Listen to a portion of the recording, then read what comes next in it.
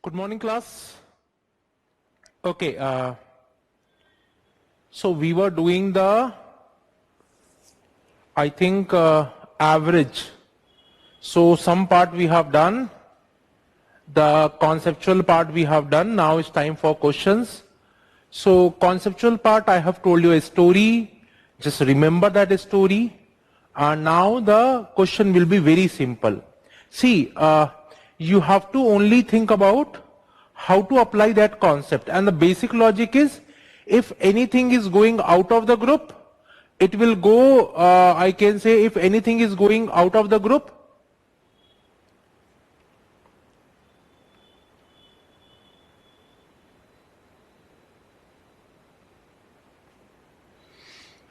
okay, Devender is asking one question, so I will take it up, don't worry. In the break time, because it's an age question, not an average one. So I will take it up, some kind of puzzles is there. Okay, I'm giving you a hint, we can do by option. Best way is we can do by option, but still I will take it up, don't worry, in the break time. So, because is out of the average part. Okay, so average, we were doing what? We were doing like a, I was telling, if anything is going out of the group, you can think, okay, what we have to do, we have to simply, if anything is going extra, so everybody will give that part. If anything is coming extra, it will be divided equally among themselves. So we have to just understand, like this part is average. Without formula we can solve most of the question. We can solve most of the question without any hurdle. Okay. Now, in UPSC, once they have asked the average of 4 student marks,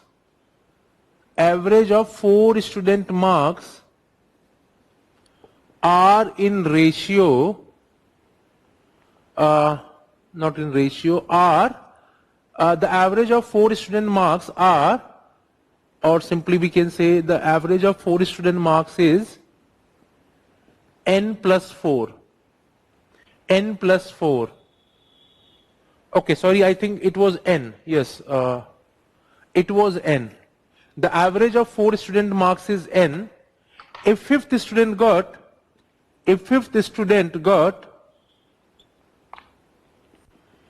plus 20 marks, find new average. Find new average. What is the question? The question is, average of 4 student marks is n. If fifth student got n plus 20 marks, find new average. Okay? This is the question. So understand, here is very simple thing. Now what happened? If the fifth student also get n marks, the new average will become n itself. 4 has n, that means 1, 2, 3, 4. So everybody has n, because the average is n itself. Now the fifth student is getting n plus 20. So n plus 20 means what? If the fifth student also get n marks, no change in the average, but he is coming with 20 extra. So what will be the new average? The new average will be n plus 4. Why? Because 20 is divided among themselves equally. 20 is divided among themselves equally.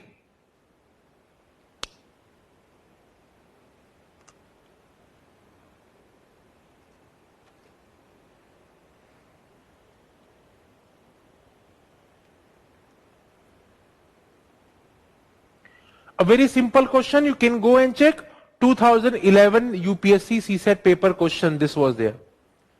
2011 UPSC CSET, this question was there. Very simple question. So actually the problems are very simple in UPSC. The thing is that whether you have practiced that or not. Whether you have practiced that or not, that is the most important part.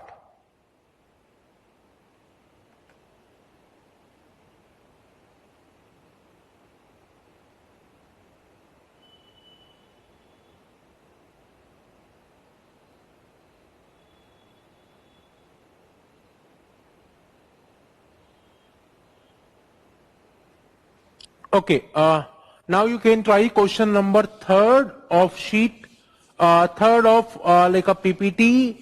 It will come on your screen. Try question number 3rd.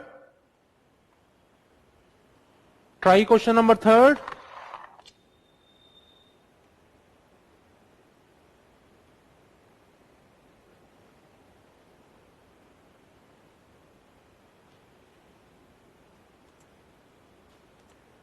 The question is, a couple has 8 children.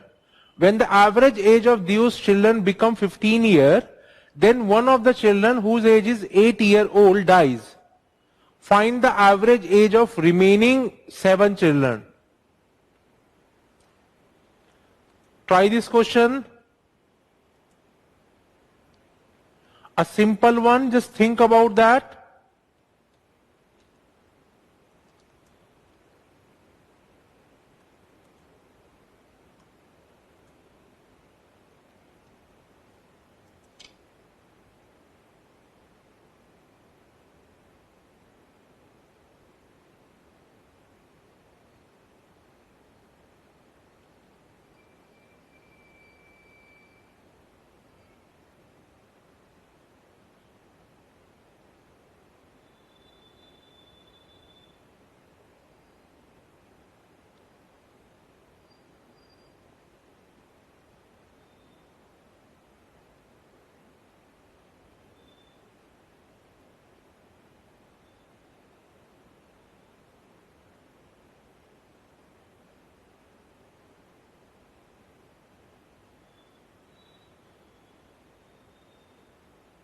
Okay, answer Devender is giving as B.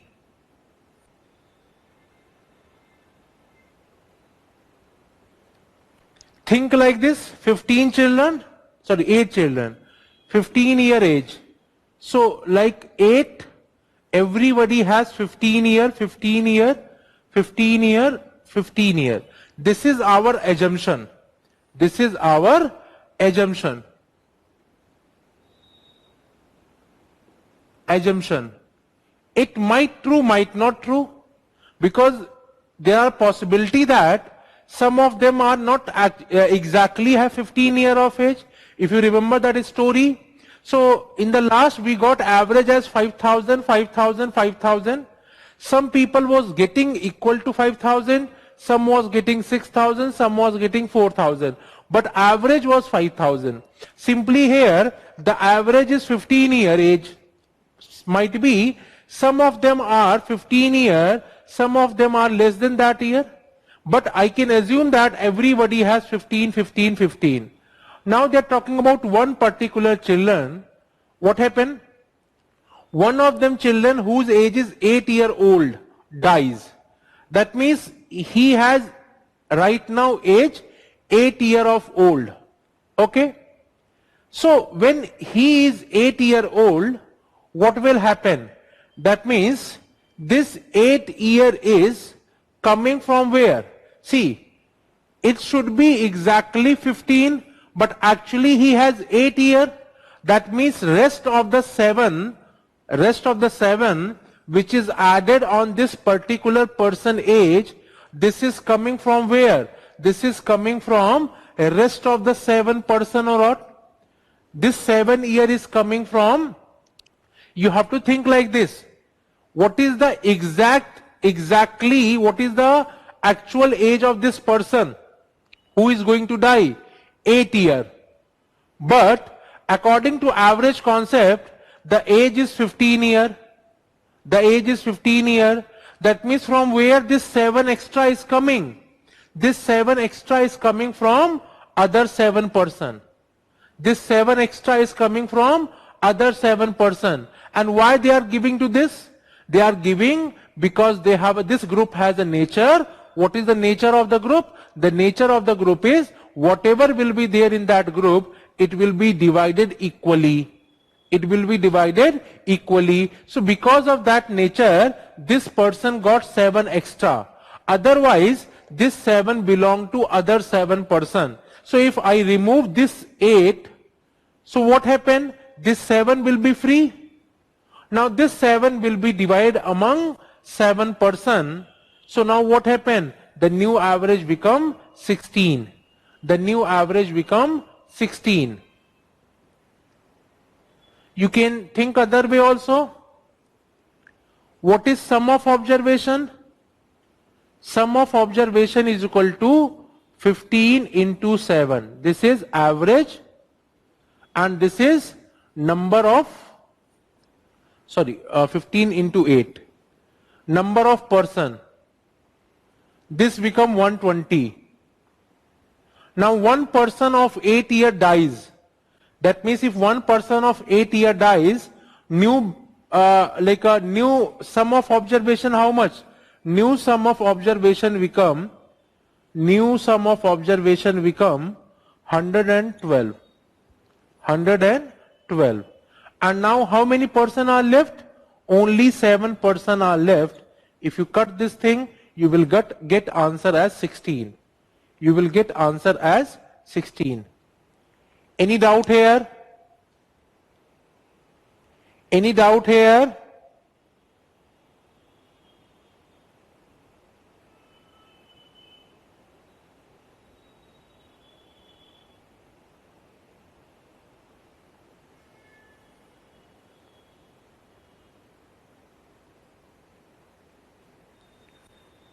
Any doubt here? Let me know.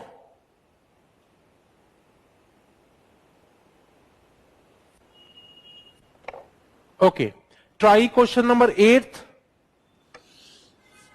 Please show the question number 8.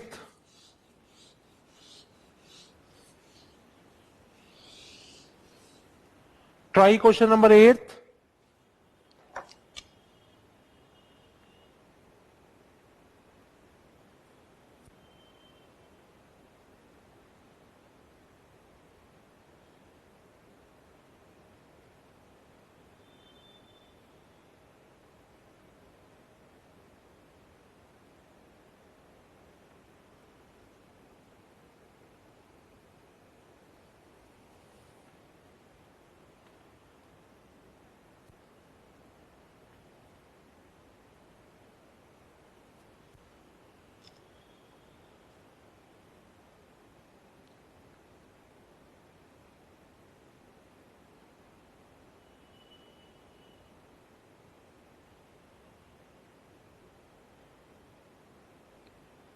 The question is, in an examination of class 10th in Bal Bharati school, the marks of a student were wrongly entered as 93 instead of 63, due to which the average marks of entire class increased by 1/2 marks.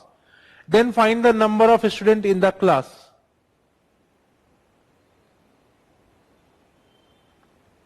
Okay, now you guys are giving answer. Yes, perfect. See, so instead of 63, 93 was added. That means 30 extra was added in the whatever marks is there. What happened? Because of this 30 extra marks, everybody average increased by 0.5. Because of, see, this is the actual marks. This is the actual marks. And this is what? This is by mistake. This marks was entered. And now if you see the difference of 30 marks is there. Now this 30 marks, because of this 30 marks, some repercussion will be there because they have entered some wrong thing. And what is the repercussion here? Everybody marks is increased by half. Everybody marks was increased by half. Everybody marks was increased by half. Okay? So because of this increment by half, what will happen?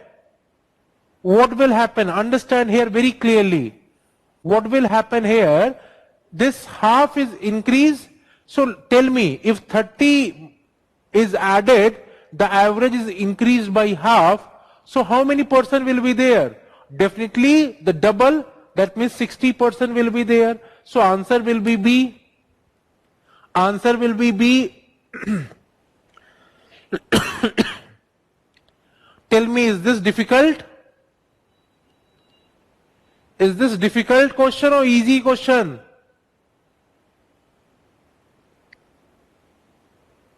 Is this difficult one or easy one?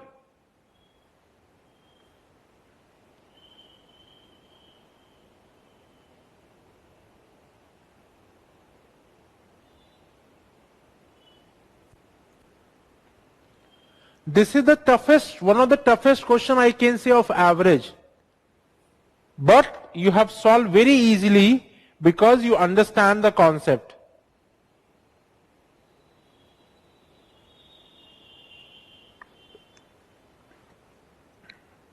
This is the one of the toughest question. Are you getting my point or not? Of average. But you are able to solve without any problem. And the reason is because you understand the concept. Okay. Try question number 10th. Try question number 10th.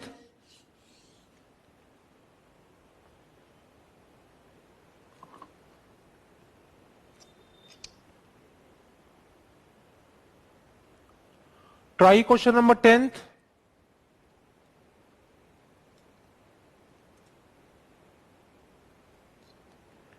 The question is, while finding the average of 20 given number, a student by mistake wrote 94 in the place of 49 and got his average. Then find the correct average of given number.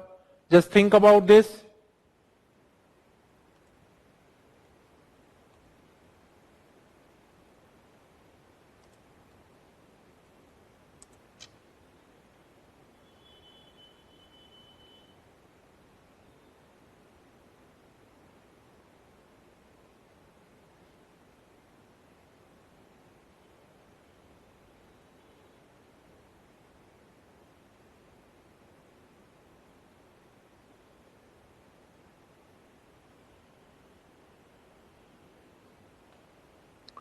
Try question number 10, sorry. Give the answer.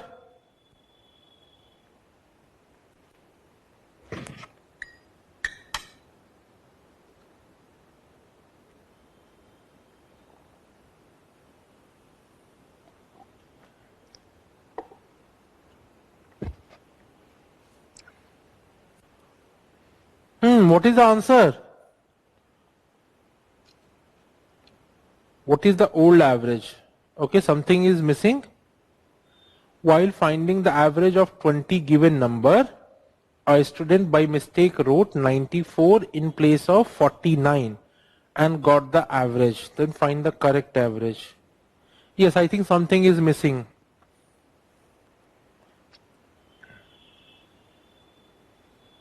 Something is missing.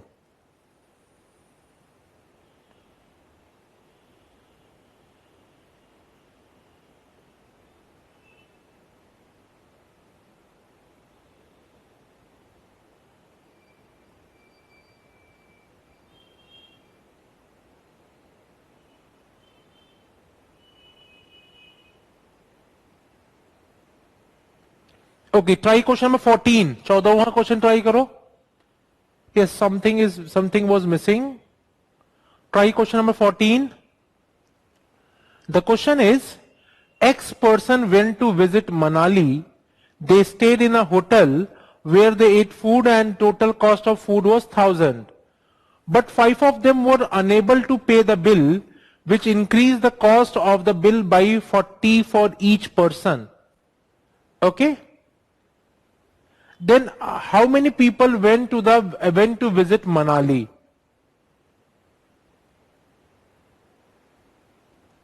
Think about this.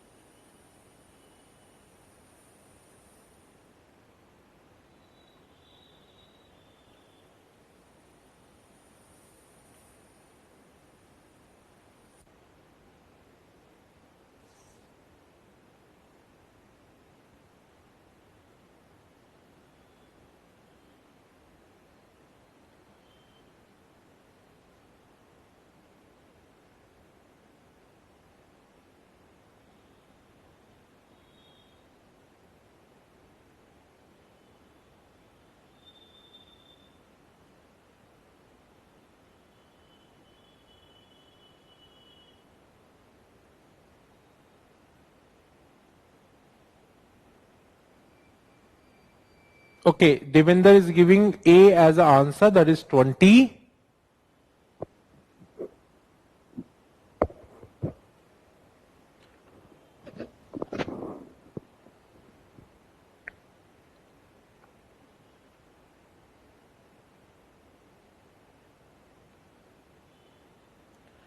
I think I'm not getting any direct approach. We have to solve this question by option itself, because no direct number is given, so we cannot. I'm trying to find out the answer by. Okay, देखो, whenever I saw any question, my first approach will be whether I am able to solve without pen and pencil or not, whether I am able to solve with the logic which I know or not. If I am not able to solve, then simply my mind shift to the traditional method, because I know that by traditional method I can solve any of the problem. By traditional method I can solve any of the problem. But the first thing is whether I am able to solve by a new method or not, which I know. The question is, X person went to visit Manali and they spent, the cost of a food was 1,000 rupees. And now 5 of them is not able to pay the bill, and because of this the cost of food was increased by 40 for each person. Now, how many people went to visit Manali? I think, okay, at least I am not getting any direct approach. We can solve by a option. Suppose if I take first option as 20, suppose, what will happen? Everybody need to pay 50 rupees. Everybody need to pay 50 rupees. Okay, but now what happened? 5 people not able to pay any money. And because of this, now what happened? If 5 people not able to pay, that means they are not able to pay 250 rupees, which they have to pay. 5 person, each person is paying 50 rupees, so 5 person will pay 250 rupees. Now this 250 rupees who will pay? The rest of the 15% will pay. So check whether there is an increment of 40 rupees or not. If 15% is paying 40 rupees each, what will happen? How much they need to pay? No, I think this is not the answer. This is not, the 20 should not be the answer. 20 should not be the answer.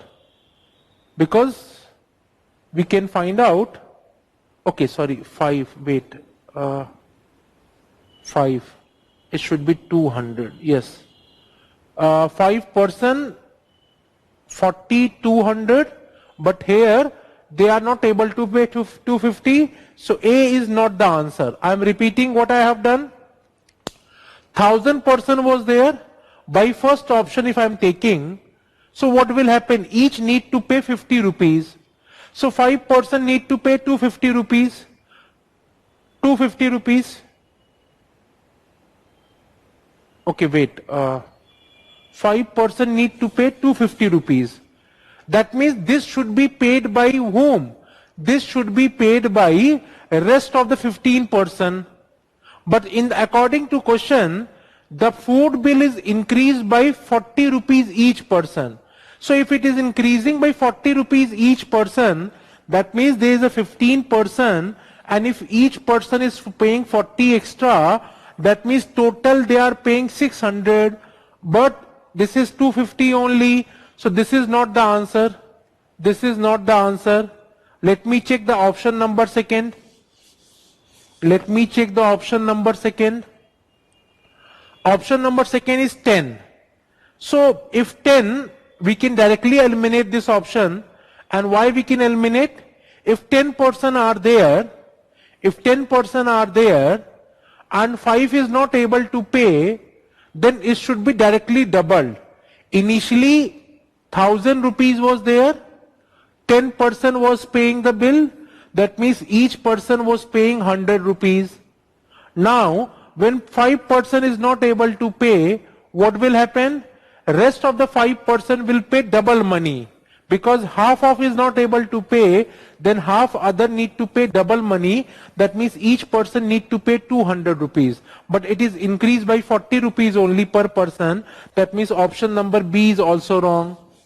Try option number C. 25.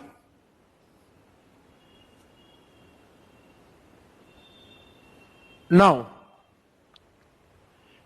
according to this concept, each person is paying 40 rupees. Each person is paying 40 rupees. Okay. Now when 5% is not able to pay, then 5% is not able to pay 200 rupees. And now who will pay this 200 rupees? Rest of the 20%.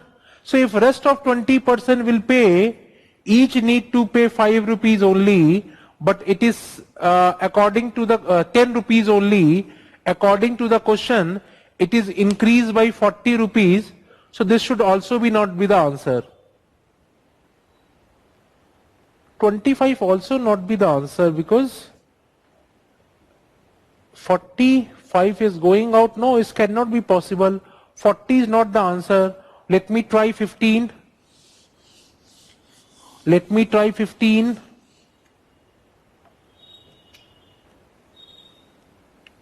Thousand 15. Now this become if I start dividing by 5, 203, to 66.66 rupees each person is paying. Okay, and 5% is not able to pay. So each person is paying this. 5% will pay.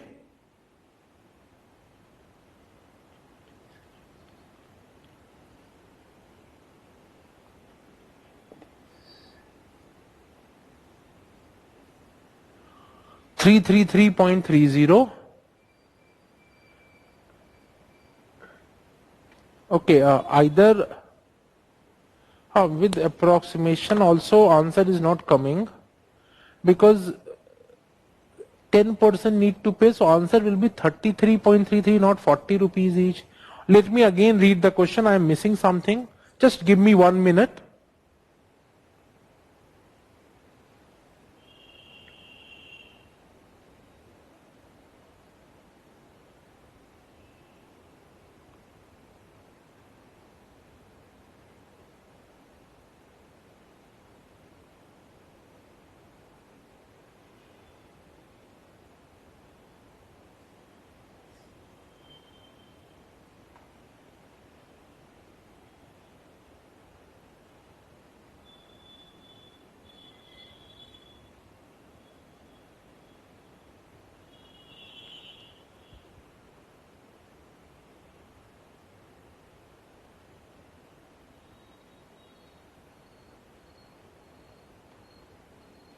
I think some mistake or something in the answer, because even 15 is not correct. Approximation is not coming approximation, because 333 and 400 there is a lot of difference between two.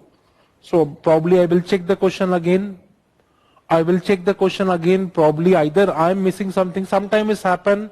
We are not able to see exactly on the board.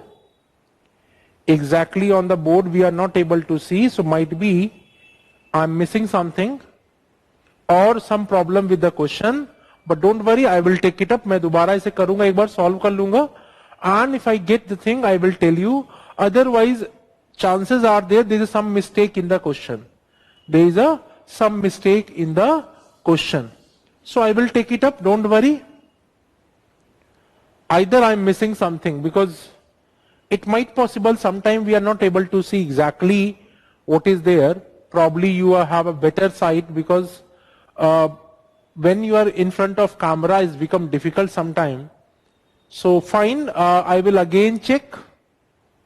Might be problem in the question or we are missing something. Both case can be possible, but chances are there. See, why I am saying the problem, there is chances that there is a problem in the question, because logically we are going.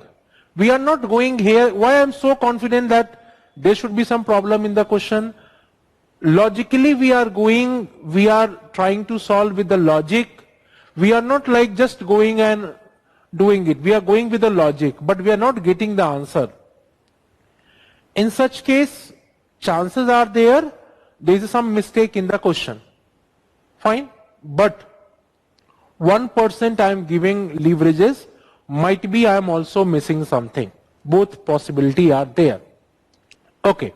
Let's move to the next question. Note a question. In an examination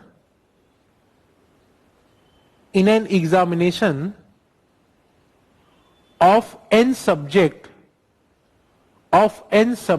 n, we don't know how many subjects are there. In an examination of n subject, a student got average of 92 marks. We don't know what is the number of what is the value of n here. In an examination of n subject,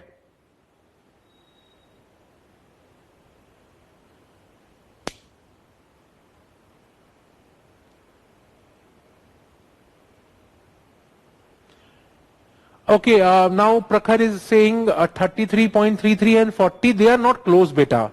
Close means what? 39.55 and 40. So we can say they are very close. 39.23 and some 39 point something and 40. Then we can say very close. 33 and 40, huge difference. Huge difference. First thing. Second thing, Saurabh Singh is saying like, sir, what will happen if such kind of question will come in the examination? Yes, there are possibility that such question can come in the examination. In such case, if question is wrong, we are assuming that question is wrong. Okay? Because second assumption is also there, 1% chance is there, we are missing something. But I am taking the assumption question is wrong. In such case, UPSC cancel that question generally. UPSC not consider the marks of that question, but yes, in such case you can mark the closest option. Okay? But consideration is you are damn sure the question is wrong. Okay? Where possibility is very less in the UPSC paper. The possibility is very less in the UPSC paper that any of the question is wrong. Generally UPSC cancel that answer. But yes, in such case you can mark the closest one. But this is not the closest one. 33 and 40 is not the closest one. There is no definition of closest one means like if 40 is there, either we are getting 40 point something, 40 some decimal for after 40 some decimal, or after 39 some decimal, then we can say okay, the closest one is 40, then we can mark the answer. Even if 38 or 40 are there, we cannot say like they are the closest one. Okay? Okay, come here. In an examination of n subject, a student got average of 92 marks. In first four subject,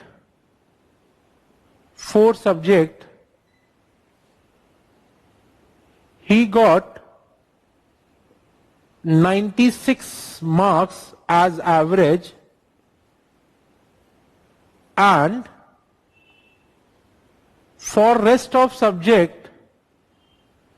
for rest of subject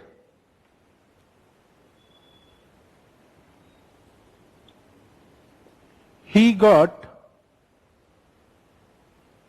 in first four subject he got 96 marks as average, and for rest of the subject he got 84 marks as average.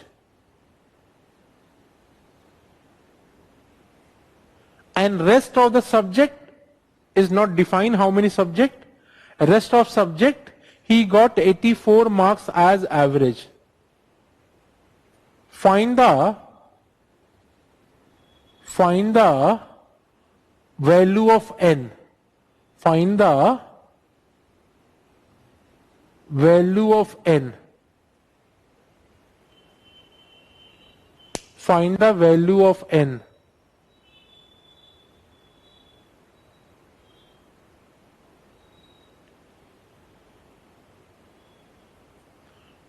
Find the value of n.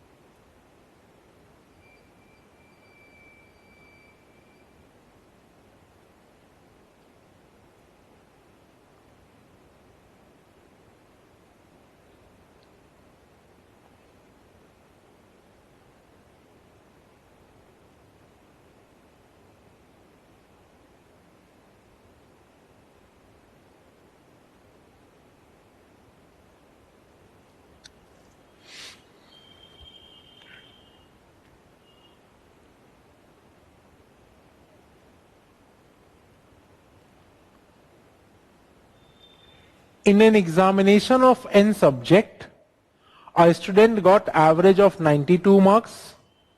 In first 4 subject, he got 96 marks as average, and for rest of the subject, he got 84 marks as average. Find the value of n. A simple question. We can see that, average is 92, but for 4 subject, he is getting 96 as average. So actual value should be 92. That means there is a difference of 4. That means there is a difference of 4. And now this 4 difference will be adjusted somewhere or not. So if you see, this 4 person has 16 extra. This 4 group has 16 extra. Why 16 extra? Because the average is 92, but their values are 96, 96, 96, 96. That means they have 16 extra. So now the other subject has 84 as a average. So we don't know how many subjects are there. But one thing is clear, like whatever number of subjects are there, they are just balancing this. They are just balancing this. And why they are balancing this? Because I told you, whatever, we have to make 92 value. We have to make average 92. So now this person has 96, 96. So what happened? Everybody has 4 extra, 4 person has 16 extra. Now this 16 has to be adjusted. Then only average can become 92.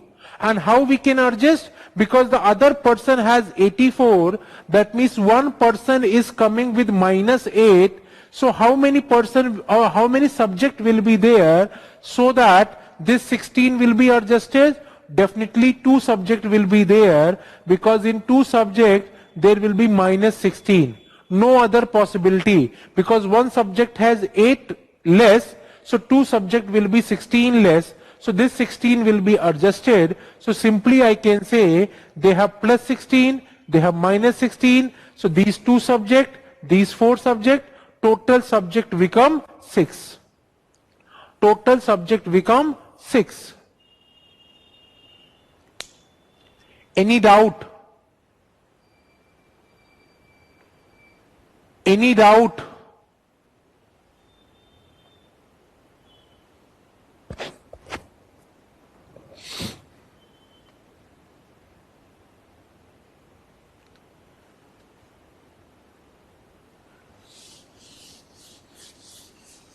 We can do by X also. We can do by X or formula also. What is formula? What is total sum of observation? Total sum of observation is, suppose this is n. Total number of subject is suppose n. Okay. So what I have done? The average should be, the sum of observation should be average into number of observation, because we know that average is what? Sum upon number of observation. So if we have to find out the sum of observation, that simply become average into number. This should be equal to 96 into 4 plus, this is 4 subject, 96 marks, and rest of subject become n minus 4, and the average is 84. The average is 84. Now what will happen? 92n minus this 84n will come on this side. This become 96 into 4. Okay, minus 84 into 4. So this become 84 and 8n. And if I take 4 common, 96 minus 84.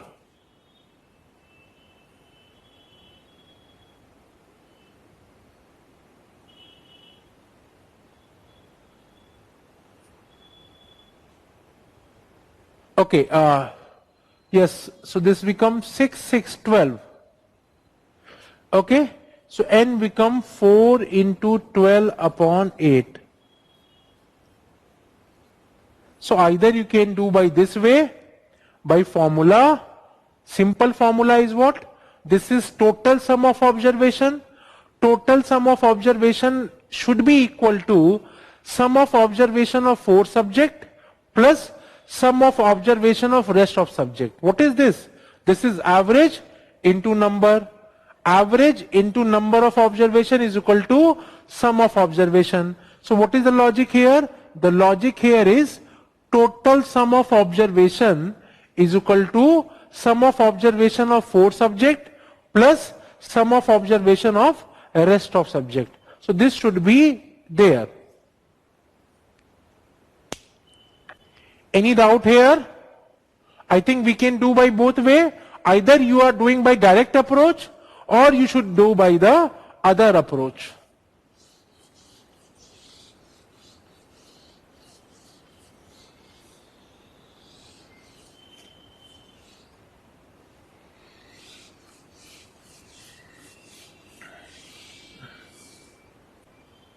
Okay. Now another concept in the average is, till now we have seen if one person is going out, one person is coming in. But suppose if group of person is coming in or group of person is going out, what will happen?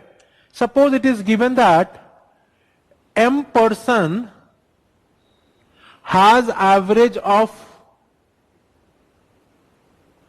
x and n person has average of y. Suppose it is given that 10 person has average, suppose 20, and 5% has average, suppose 25. So what will be the average of m plus n person? Average of m plus n person is mx plus ny divided by m plus n. Mx plus ny divided by m plus n.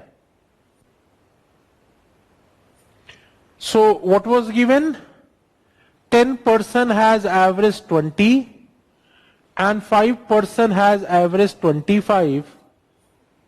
So what is the average of 10 plus 5, 15%? This will be the answer. No need of formula, but yet for your understanding, for your knowledge, I am just written here. It's not required anywhere. It's not required, we can do directly.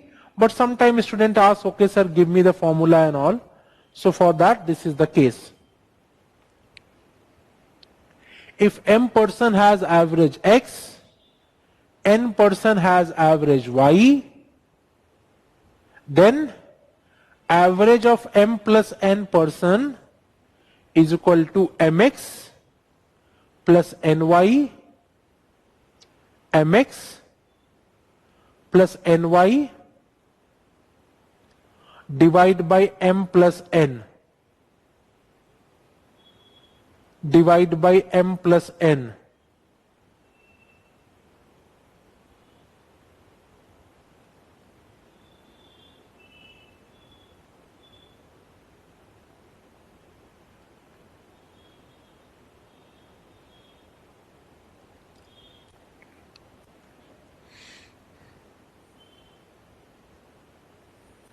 Okay. Now, suppose the question is there, in a group of m person, the average is x, n person whose average is y leave the group. M person has average x, n person whose average is y leave the group. So what is the average of rest of the person? What is the average of rest of the person? That means average of m minus n. I am repeating, m person has average x, n person has average y, and these n person leave the group. So what is the average of m minus n person? Mx minus ny divided by m minus n. Same logic here. If 10% has average 20 and 5% whose average is 25 leave the group, what is the average of the rest of the person? What is the average of the rest of the person? The answer will be 10 into 20 minus 5 into 25 upon 10 minus 5. Okay. Note a question. In a family,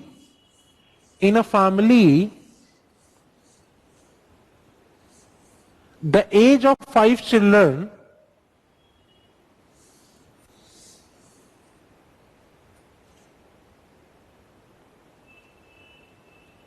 the age of 5 children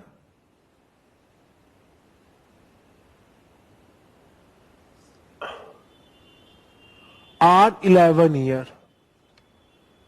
The age of 5 children are 11 years.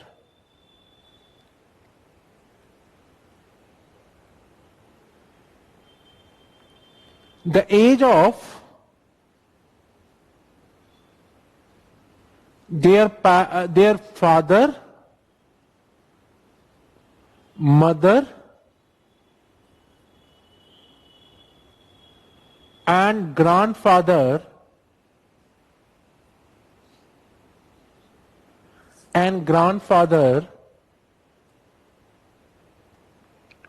instead of 5 make them 8. Instead of 5 make them 8. The age of 8 children are 11 years. The age of 8 children are 11 years. The age of their father, mother, and grandfather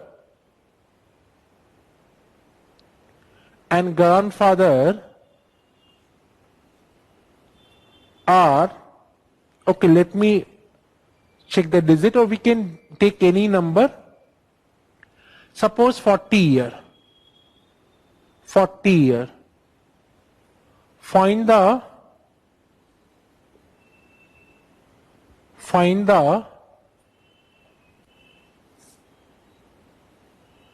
average age of the family. Age of the family. Might be this will come in decimal. You can just find out. Find the average age of the family.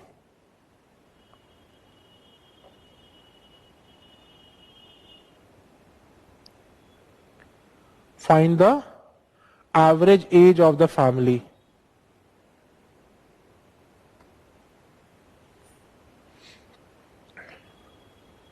The average age of 8 children are 11 years. Age of their father, mother, and grandfather are 40 years. Find the average age of whole family.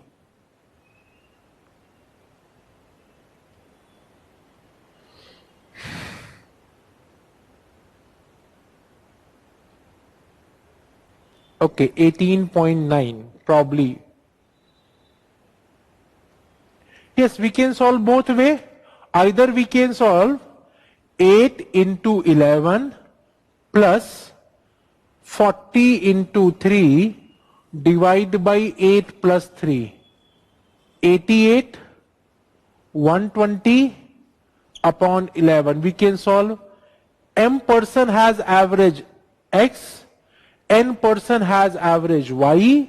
So average of M plus N person, simply we can do it. This is the one way.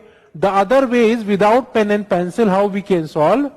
The 8 person has average 11. That means we can assume that 1, 2, 3, all 8 person has 11 year of age. Now 3 more person are coming with average age of 40. So now here the question will be, here the simple question will be, if these 3 person 9, 10 and 11 are simply coming with 11 year, simply coming with 11 year, there is no increment in the average, but they are coming with 29 extra each person. Initially what we were doing, one person was coming, so what we were doing, whatever extra value was there, we will divide them equally. Now instead of one person, 3 person are coming, and people make mistake here. One person is coming with 29 extra, so 3 person will come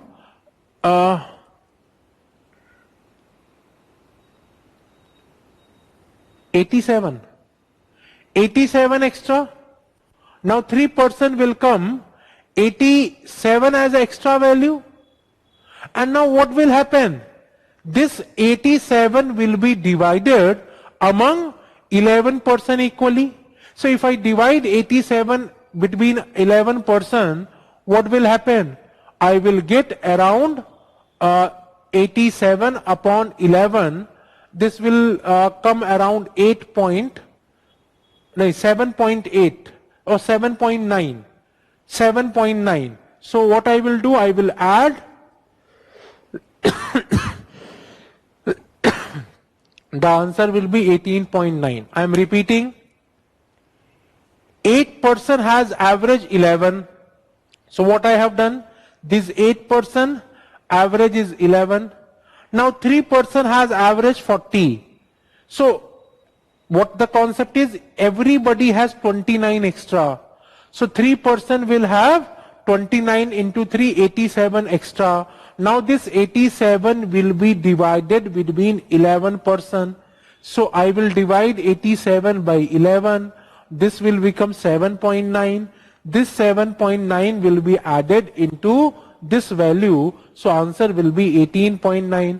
Either you are able to do that way or this way. Both way you can find out the answer. Both way you can find out the answer.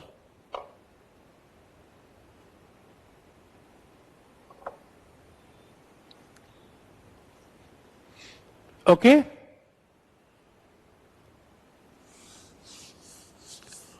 Now the next concept here is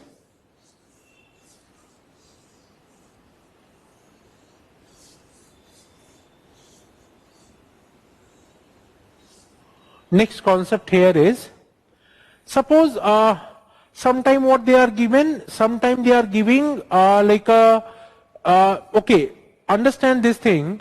If suppose something is given regarding group, something is given regarding a group. So whosoever is coming last in the group, whosoever is coming last in the group, this person has accountability to maintain the ethics of the group. And what is the ethics of the group? The ethics of the group is whatever will be the average, that should maintain. That should maintain. Suppose if it is given that 20% has average, 20% has average of 30 year, 20% average age is 30 year, and 19% in the group has 19% in the group has average of suppose 29 year. 29 year. So now what is the problem here? The problem here is this should be there. But what is the case right now? The case right now is 19% has average age of 29 years. Now the 20th person who is coming in the last, now this person has accountability, or this person has responsibility to maintain the ethics of the group. And what is the ethics of the group? The ethics of the group is the 20% average should be equal to 30 years.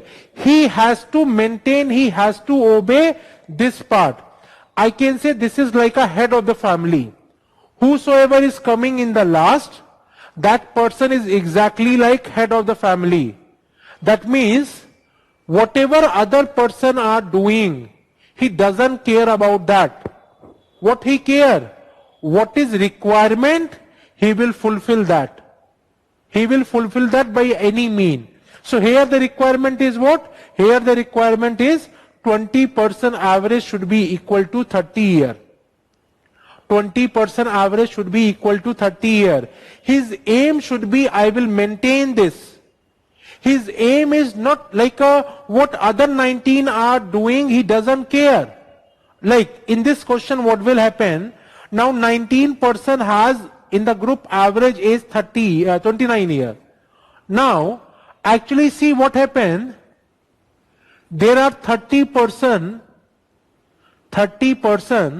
and average is, there are 20%, and average is 30. Average is 30. This should be there, but according to the question, 19% has average of 29. That means if I talk about 19%, their average is 29. That means each person has one less. So 29% has 29 less. 29% has 29 less.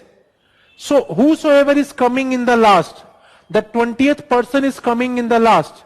Now the responsibility, the accountability is there. He has to obey the law of the group. And law of the group is what? This 20% average should be 30 years. So what he will do, he will come 30 whatever required for his age, and whatever is less, 29 is less, so he will come with 29 extra value.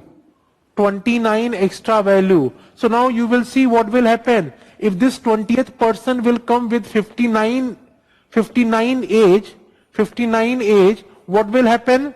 This minus 29 and plus 29 will be cancelled out, and total age remain become 30.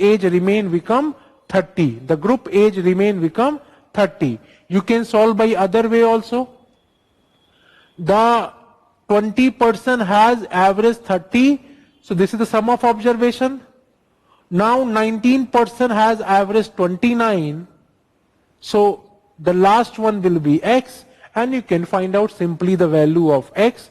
Either way you can do it. This is without pen and pencil. You can do it if you understand the concept. Otherwise you can go by the other way also. Okay.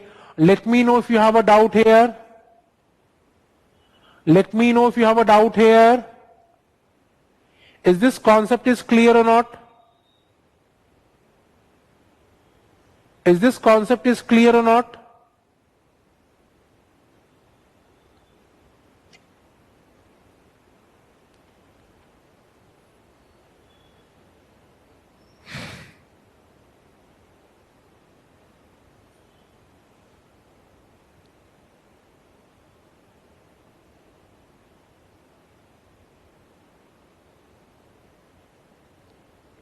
Yes, it should be 13 plus 19. Yes, everybody has one less, 19, so it will be 49. Yes, the correct answer will be 49.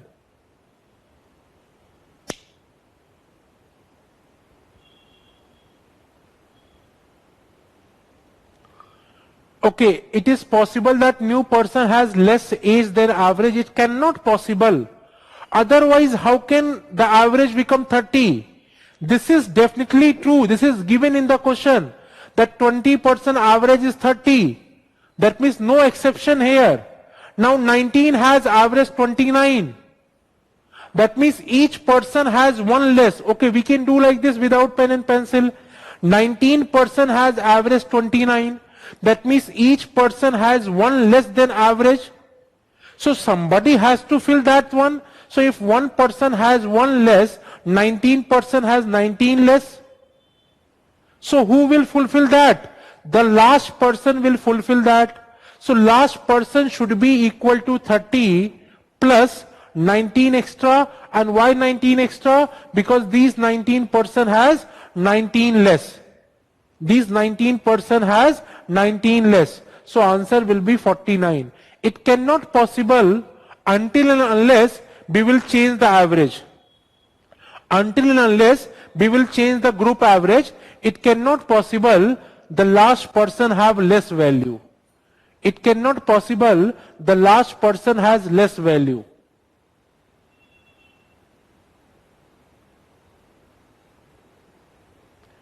Okay, let's take a break of 10 minutes. We will come back and then we will solve more question on that and it become more clear to you guys. It's become more clear to you guys.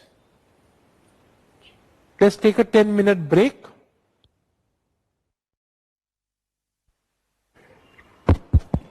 So now suppose how we can solve the question by this approach.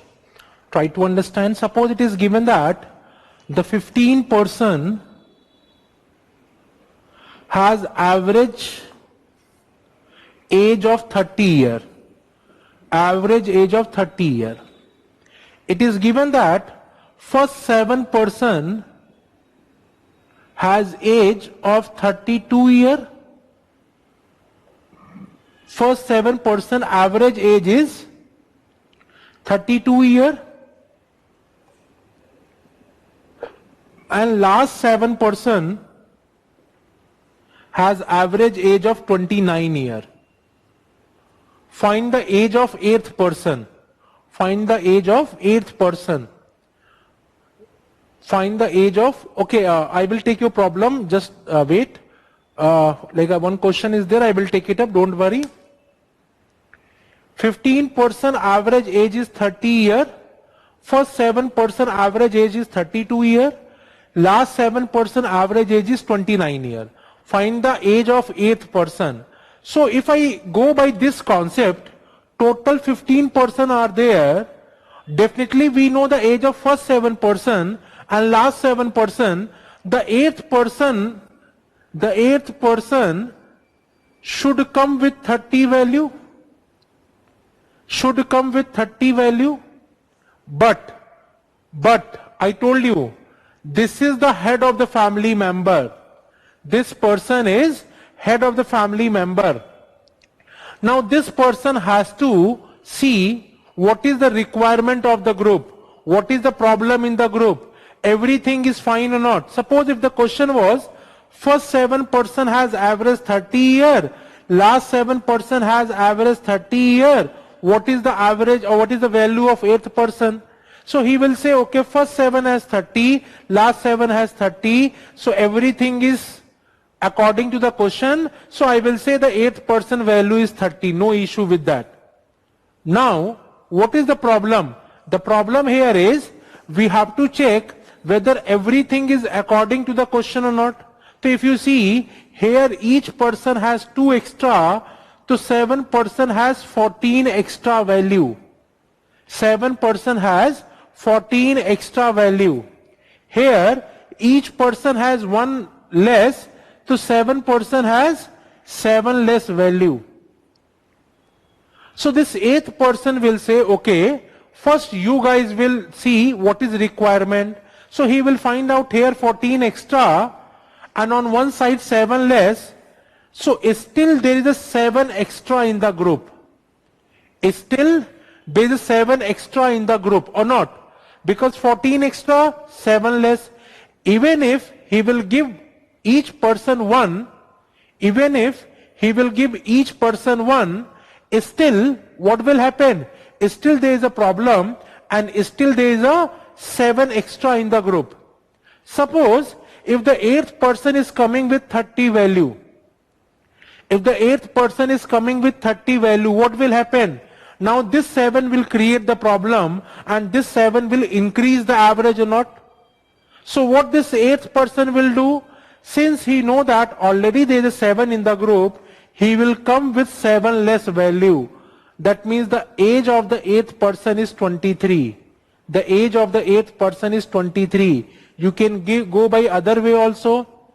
Total 30 is the average. How many person are there? 15 person are there. This is total sum of observation. This is equal to sum of observation of first 7 person plus sum of observation of last 7 person plus 8th person age. And directly you can find out the 8th person age. Either you can do by this way, or you can, this is why I'm writing to explain you. Otherwise this question is without pen and pencil. You will see, okay, first 7 has 32, 14 extra, last 7 has 29, 7 less. So overall 7 already there in the group. So the 8th person will come 7 less value. So answer will be 23, not 37, 23, because 7 is already there in the group. Okay.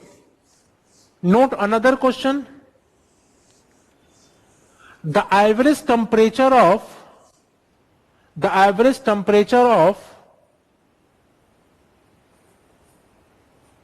how come 53 is coming? What is 53, Saurabh?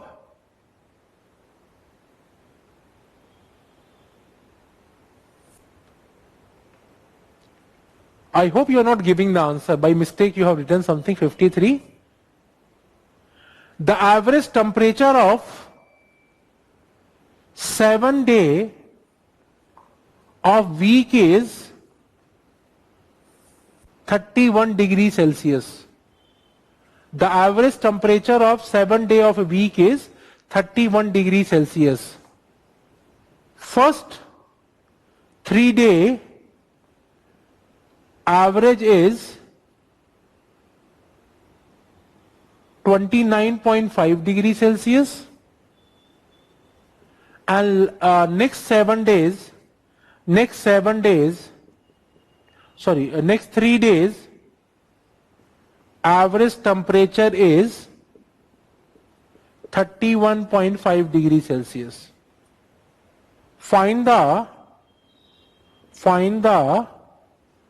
temperature of 7th day.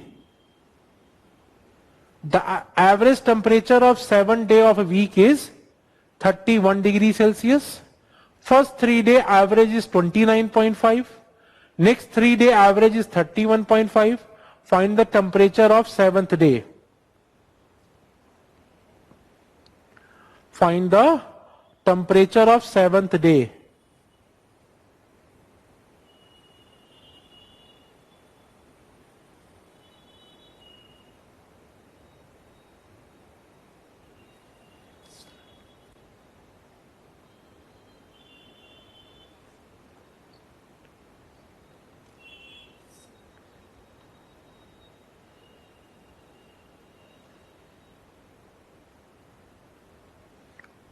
Prakhar is giving, Dr. Prakhar Jaiswal is giving one answer. Okay, fine. We can do it, try to solve without pen and pencil. Every date should be 31. First 3 day 29.5. That means 1.5 less on every day. 3 day it will be 4.5 less. And here 0.5 extra for 1 day. So for 3 day it will be 1.5 extra. So 4.5 minus 1.5, 3 deficiency is there. So that 3 deficiency will be completed by 7th day. The answer will be 34. See, total 7 day 1, 2, 3, 4, 5, 6, 7. Actually, first 3 day it is given as 29.5. and next 3 day 31.5. But if you see, according to question, every day should be 31. Every day should be 31. So these three values have 1.5 less. So in 3 day, 4.5 less. And these three values according to this have 0.5 extra. So for 3 day, 1.5 extra. So overall, what is the position in the group? The position in the group is, there is a deficiency of 3. There is a deficiency of 3. And who will give that 3 value? This last one.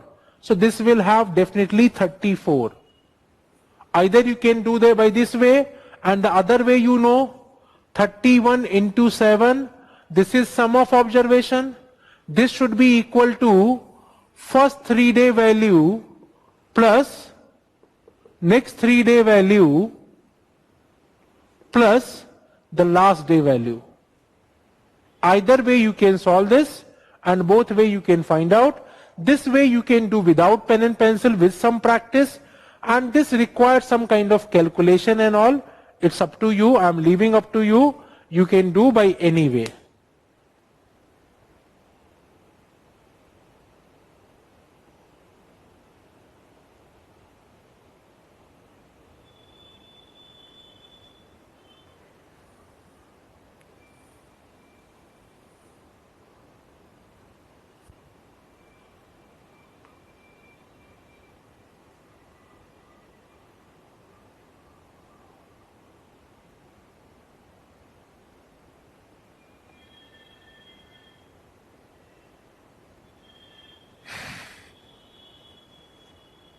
Any doubt here?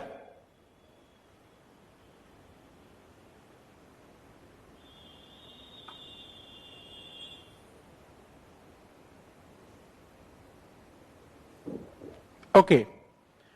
There is a UPSC question. Question number, okay, wait. Let me clean this first, then only you are able to see. Try question number 12. Please show on the screen question number 12.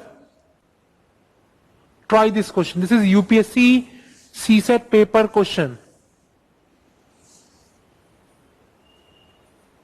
Try question number 12.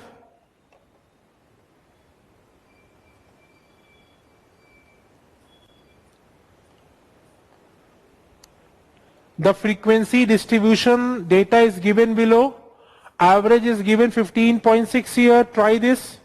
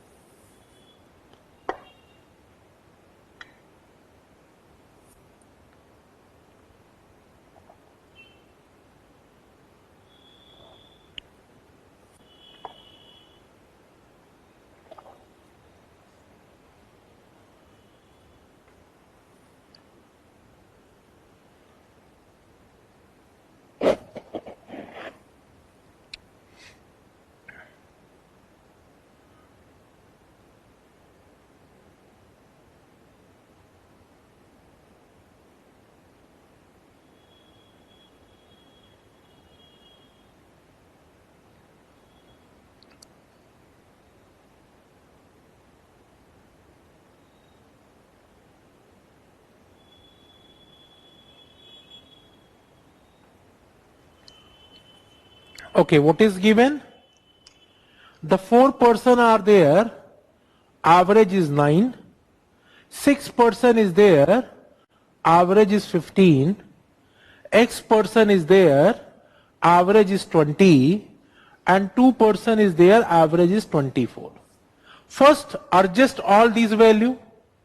First, adjust all this value. The actual value should be 15.6. So here everybody has 6.6 less, and total 4 person are there in minus sign. So it will become how much? 26.4 less. This has one person has 0.6 less, so 6% has 3.6 less, and total, if you see, total less is how much? 26.4 plus 0.6, 27 plus 30 less value is there. And here, one person has how much extra? If you see, one person has 15.6 into, 24 minus 15, 24 minus 15.6. So 16 plus 8, 24, 8.4. Each person has 8.4 extra. So 2% has 16.8 extra. Fine. So now here 30 less 16.8 extra. That means we have to manage 13.2. We have to manage the deficiency of 13.2. And here if you see, each person is managing 4.4 value. Each person is managing 4.4 value. So how many person will be there to manage 13.2? Simply we can use brainstorming, or simply by option we can do. 1 is not correct answer, 2 is not correct answer, 4 will not be correct answer. The correct answer will be 3, third one. Okay, tell me, you are getting confidence or not? You are able to solve a UPSC question? You are getting the confidence or not? Tell me yes or no. Is this easy or not? Is this easy or not?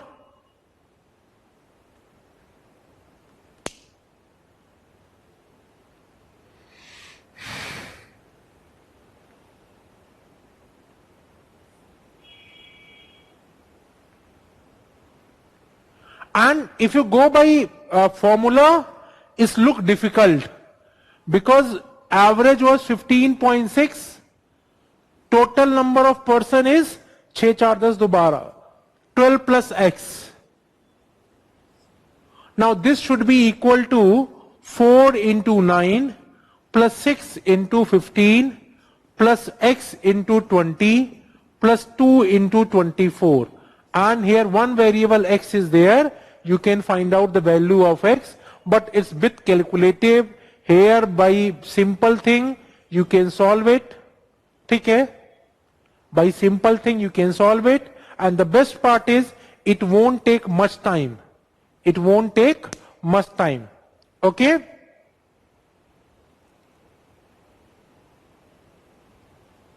Okay, before that, one problem of Devender has put here. I think this is also some previous year question, if I remember correctly. Let me take that also, a good one. A common sense based question. A common sense based question is there. The question is, you can listen the question. The age of Mr. X last year was square of a number. Mr. X is there, and last year his age was square of a number, and next year Mr. X age become cube of a number. What is there in the question? Last year Mr. X age was square of a number. Next year Mr. X age will be cube of a number. This is given. Now, what is the least number of year he must wait for age to become the cube of number again? That means whatever is the present age, how much we should add the number of age so that whatever number we will get, that also become the square of a number. I am repeating the question. Mr. X, or the age of Mr. X last year was square of a number, and it would be cube of a number next year. Last year is square, next year cube of a number. What is the least number of year he must add or he must wait for his age to become the cube of a number again. Cube of a number again. Try this question. I am giving the option 42, 38, 25, 16. First thing you have to find out what is the present age of Mr. X right now. Just give a try, then I will also solve. Till then I also need some time, some 1 minute time to solve the question. You can also try, I am also trying. Let me do it for next 20 seconds. Just give me 20 seconds, 30 seconds.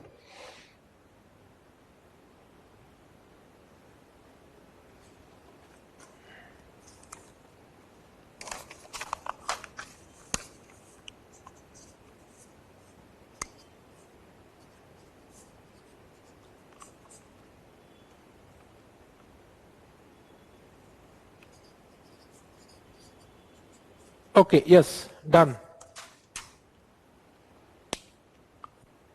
See, tell me whether you are able to solve or not.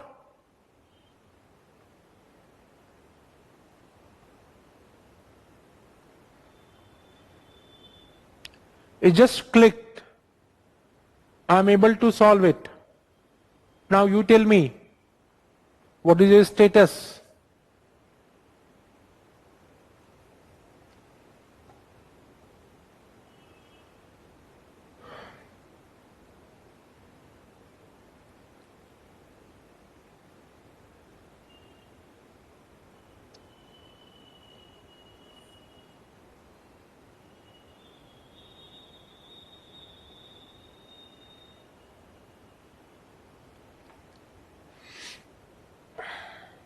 Okay, let me explain this question. If you see, last year the age was square of a number and next year the age will be cube of a number.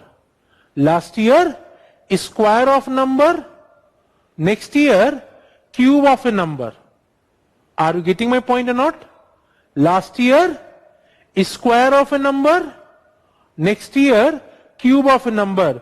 That means you have to think about a number which are the difference of 2 years, between difference of 2 years, the number is square as well as cube also. The number is square as well as cube also. So how we can think of this number?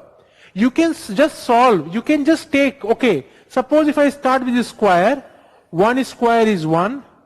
So if I take a difference, okay, 2 square is 4, 3 square is 9, 4 square is 16, 5 square is 25, 6 square is, suppose I have written this thing. Yes, correct. Great. Think about like this way, whatever is the age, 1 year before the number was square and 1 year after the number is cube. So suppose if I will take this, so what happened? This become 4, so present age become 5, next year age become 6. Check that whether 6 is a cube of a number. No. That means this cannot be the answer. Check this. 3 square 9. So check this. The age, if 1 year back, the age is a square of a number, so probably it become 9. So what will be the age right now? 10. This become 11. Whether this is a cube of a number? No. So you will find only one possibility, and the possibility is 25. Suppose this age become 25. So what happened? Age is a square of a number. Which number? 5 square. Present age become 26. And what is the age after 1 year? After 1 year, the age become 27, and this is the cube of a number. This is the cube of a number. So simply you have to find out the two number, which whether one number is square, other number is cube, and difference should be 2 year. Difference should be 2 year. So this is basically number crunching question. This is basically number crunching, common sense based question. I cannot teach this type of question in any portion because this is simply what? This is common sense based question. So that means present age become 26. Now again we have to make the cube. So this number is basically 3 cube. So next will be 4 cube. 4 cube is 64. That means the age should be 64 after 26 plus 38 year. 26 plus 38 year. So the correct answer will be 38. Tell me, is this making sense or not? It was not difficult one, but yes, it's required a lot of common sense, a lot of number crunching.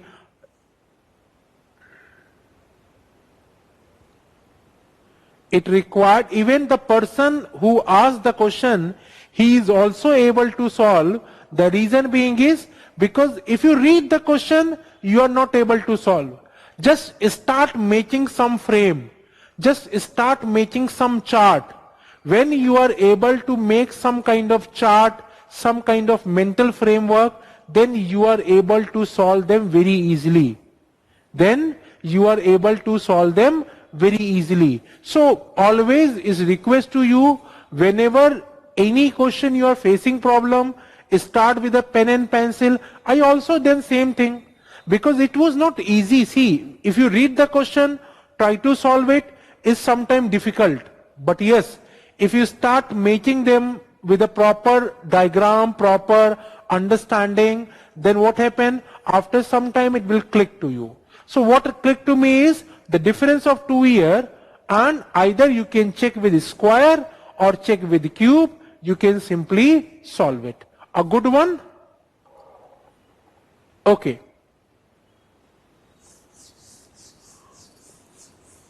Now, the last part of average is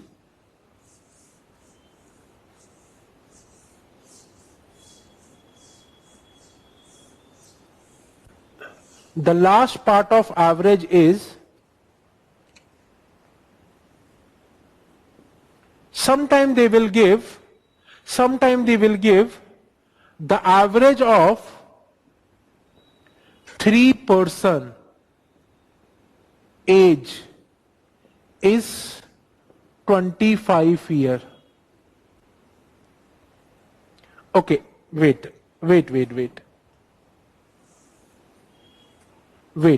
Suppose they will give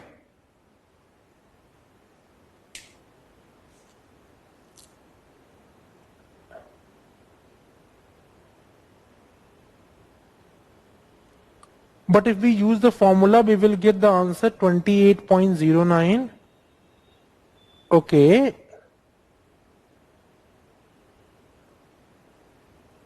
Let me try again this question.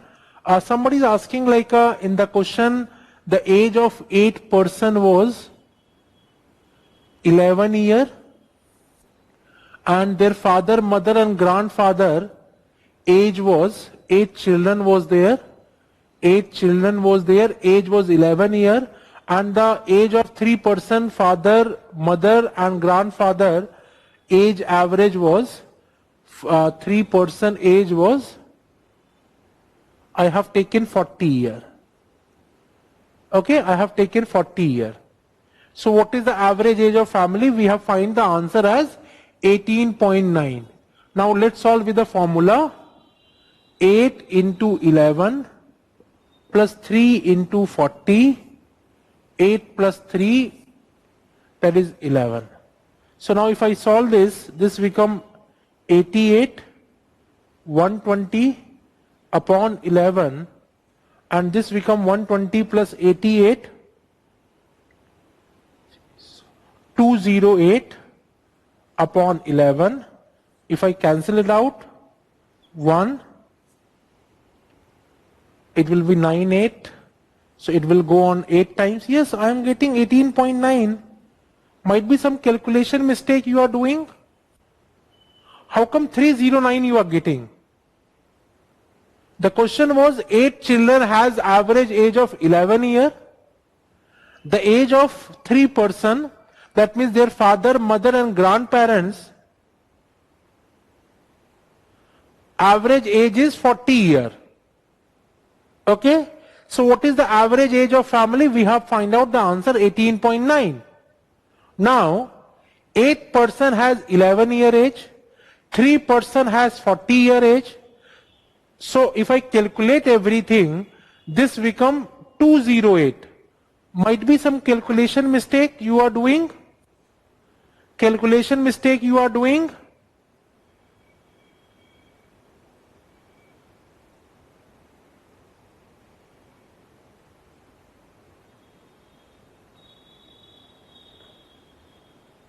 Okay.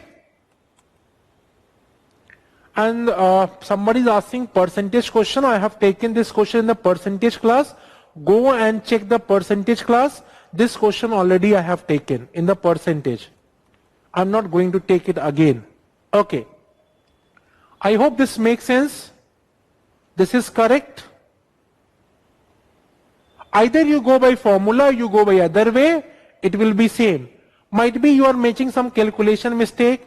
8 person 11, 3 person 40. So 8 plus 3 upon 11. If you calculate, you will get answer at 11.9. Okay, 18.9. Next part is, suppose it is given that the average of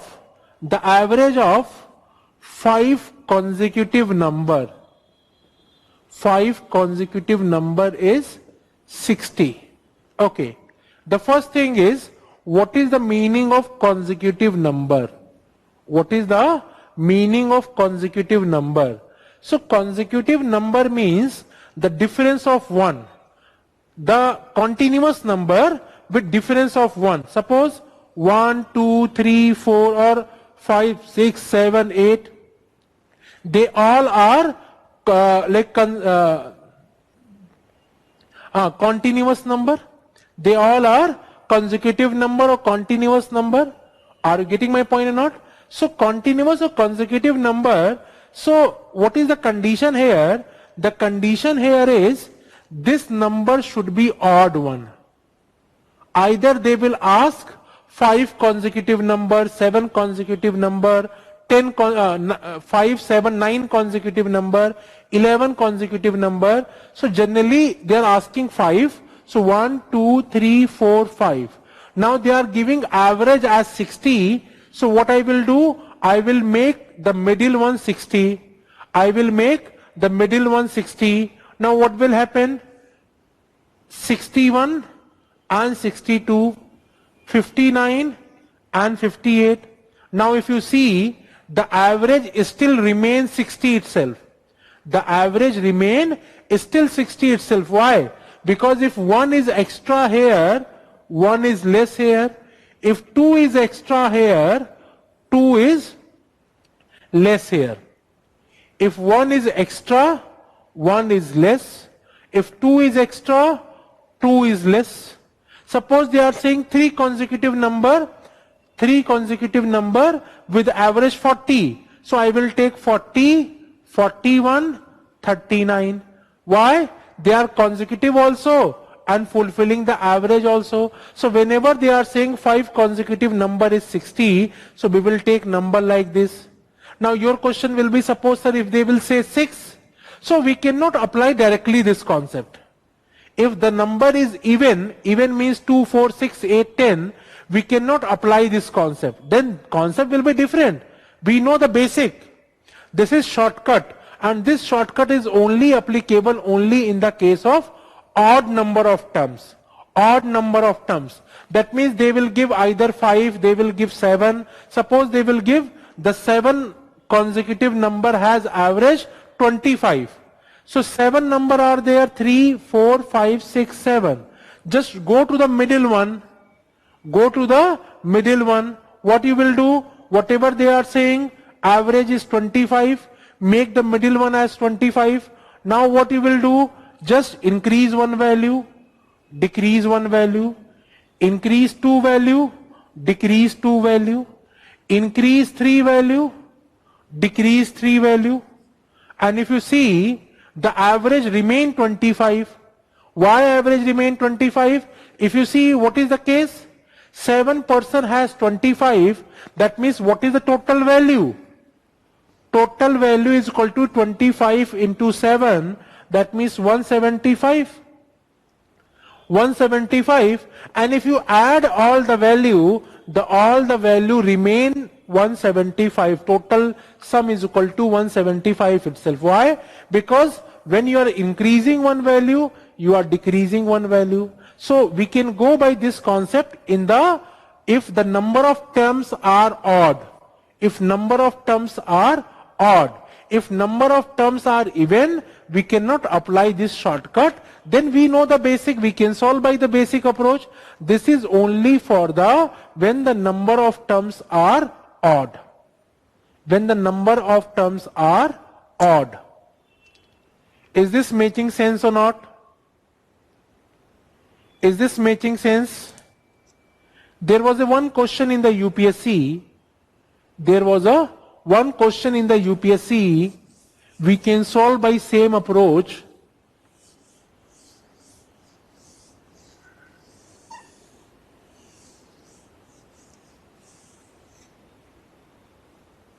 Okay, before the UPSC question, let me give you another question. The question is, the 5 consecutive, okay, even number have average n. 5 consecutive even number has average n. If next to even number is added,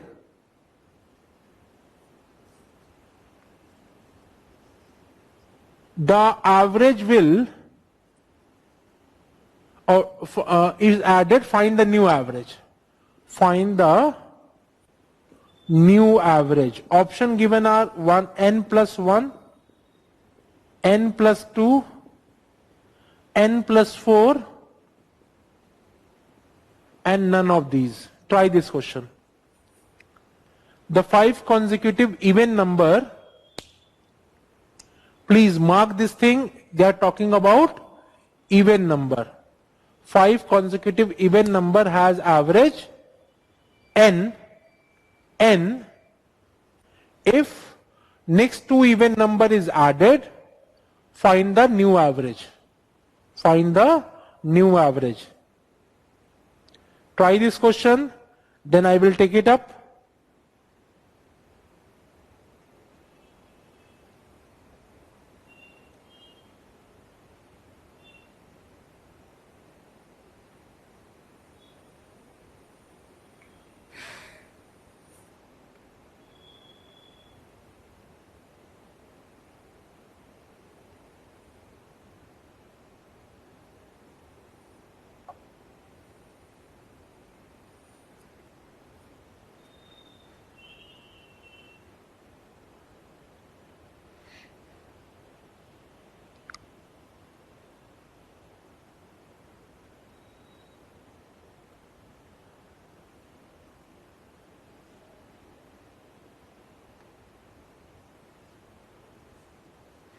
Okay, I'm getting some answer, n plus 2. Okay, there are many approach for this question.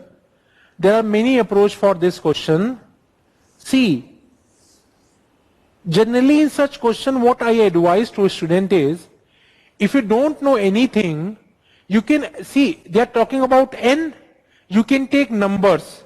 So I can take number like 2, 4, 6, 8 and 10. They are the 5 consecutive even number. They are the 5 consecutive even number or not. 5, 1, 2, 3, 4, 5. You can take 4, 6, 8, 10, 12. You can 6, 10, 12, 14, 16, 18, 20. Any number you can take. Okay? Now, they are 5 consecutive number. Now, by common sense, I can say the average will be 6. Why? This is 2 more, 2 less. 4 more, 4 less, and this is the middle value. So average will be 6, or you can find out with the sum of observation. 4 plus 2, 6, 6, 6, 12, 12 plus 8, 20, 20 plus 10, 30, 30 upon 5, average is 6. Okay. Now you are adding 2 more consecutive number. That means I am taking, okay, this is the value of n. According to the question, this is value of n. I am adding 2 more consecutive number, even number. I am adding 2 more, next 2 even number is added. Next 2 even number are 12 and 14. So what is the new average? You can see here, new average is 8. Why 8? 3 here, 3 here, 2 more, 2 less, 4 more, 4 less, 6 more, and 6 less. So new average become n plus 2. Either you can do by this way, or still if you are not getting, you can add all the value and then divide by now 7. You will get n plus 2 or 8 as the answer. So simply it was n initially, now it become n plus 2. So this is the one way of solving this problem. One way of solving this problem. The other way is 1, 2, 3, 4, 5. Let's take this as 1. If they are continuous number, listen carefully. If they are continuous number, next number I will take n plus 1. Next number I will take n plus 1. But they are continuous even number. So difference between 2 even number is 2 or not. Similarly, difference between 2 odd number is 2. They are not the continuous number simply. They are continuous even number. So what will happen? Next 2 number become n plus, next number become n plus 2 or not? And this number become n minus 2. Why 2? Because difference of 2 will be there in case of even number.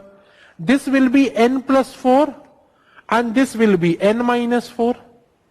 Now next 2 number, that means n plus 6, n plus 8, what is the new average? So you can think, now 3 value here, 3 value here, this will be your new average. So without pen and pencil, by common sense also you can solve, or you can solve by the previous approach where you can add the number. Whenever they are, whenever they are giving even number, average is n, that means universally they are talking about. That means this will be true for any consecutive 5 even number. This will be true for 2, 4, 6, 8, 10, or this will be true for 200, 202, 204, 206, any 5 consecutive number. Even, this should be even and 5 consecutive number. Are you getting my point or not? So it's not never required only to go with a like a n only. You can solve by any number. Okay? Now, the UPSC question. The UPSC question was the 700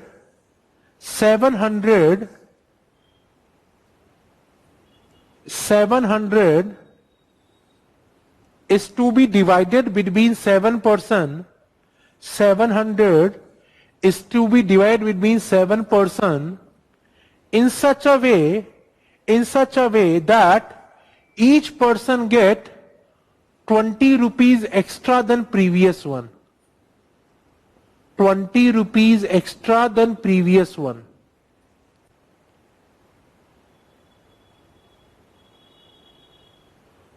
$700 to be divided between 7 person, and the condition given was each person will get 20 rupees extra than previous one. Find the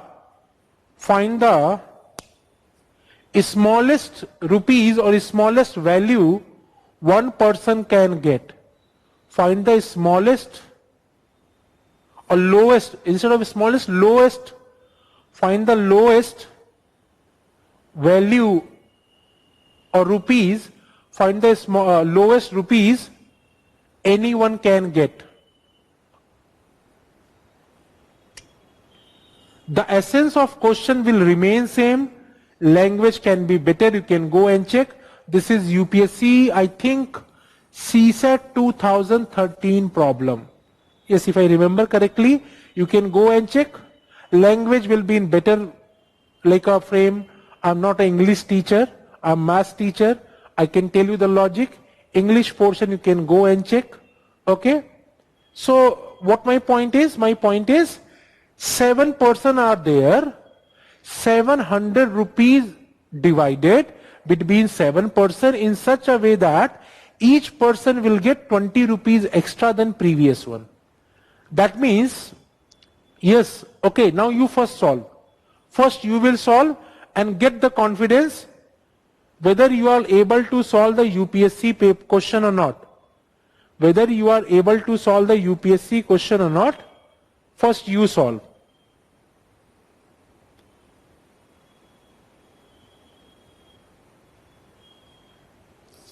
Okay. Now this is giving me pleasure that you guys are able to solve. Yes, the correct answer is 40 itself. The correct answer is 40 itself. Now tell me whether you are getting the confidence or not. I am able to solve UPSC problem. Whether you are getting the confidence or not, I am able to solve UPSC problem. Yes, the correct answer is 40. The correct answer is 40 itself.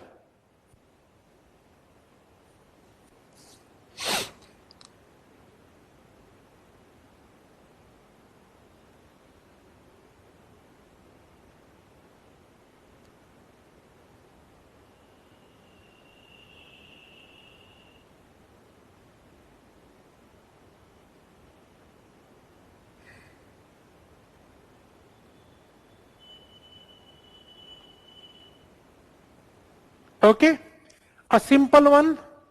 707% condition given are 20 rupees extra than previous one. So we will go to the middle one. If each person will get equal amount, the middle one should get 100 rupees. But now the question is, what is the question? The question is between 7%, 700 divided. So we have to make 700 total value, and in such a way that this is 120, this is 80. Each person is getting 20 rupees extra than previous one. This is 140, this is 60, this is 160, and this is 40. So if you see, total value is still 700. And we are getting what? We are getting the lowest one will get 40 rupees. Okay? This is the one approach to solve. The second approach is, if still you are not able to understand this, you can assume first one is A, second one will be A plus 20, third one will be A plus 40, fourth one will be A plus 60, fifth one will be A plus 80, then A plus 100, and then A plus 120. And this should be equal to 700. Now you can find out the value of A and you can find out the answer. This is the another way. 1, 2, 3, 4, 5, 6 and 7. Total 7% are there. Each person is getting 20 rupees extra than previous one. So if first is getting 20, then next one will be A plus 20, next one will be A plus 40, next one will be A plus 60, and this way also you can solve and you can find out the value of A. You can find out the value of A. Now just check the average concept. Still if you have a doubt, I will take it up. Otherwise I will move to the next topic or next chapter. Take 5 minutes. Let me know if you have any doubt in the average. Let me know if you have any doubt in the average.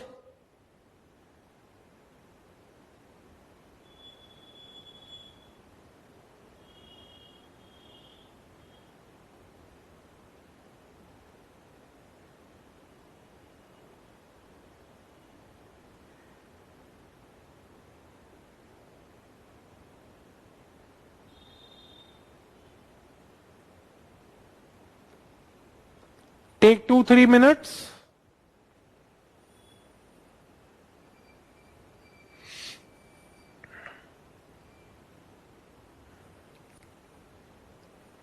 Then I will come to the next topic.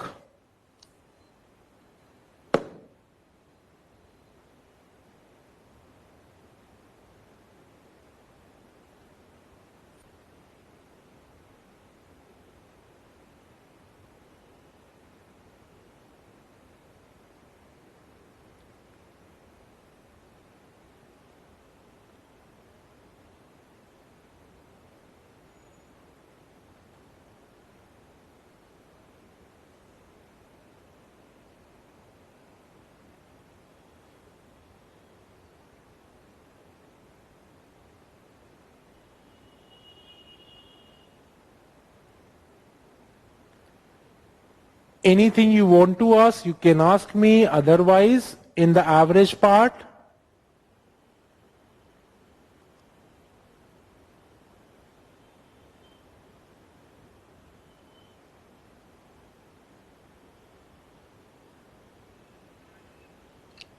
yes, if suppose they are giving 6 consecutive number, so 6 consecutive number, we cannot, I told you we cannot apply this concept.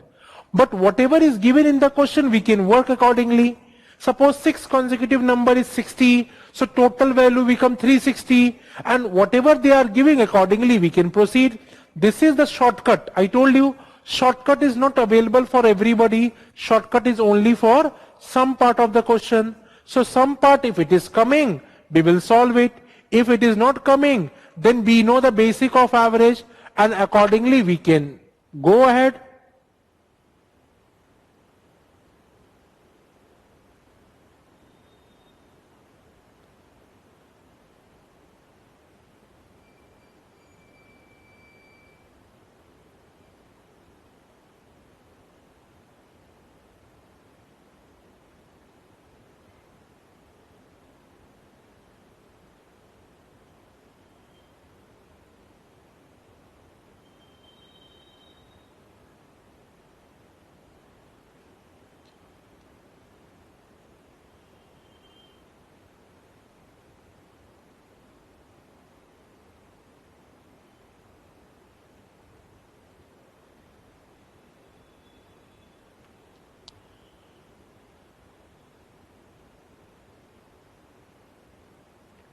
Ask your question if you have, otherwise we will go for another question.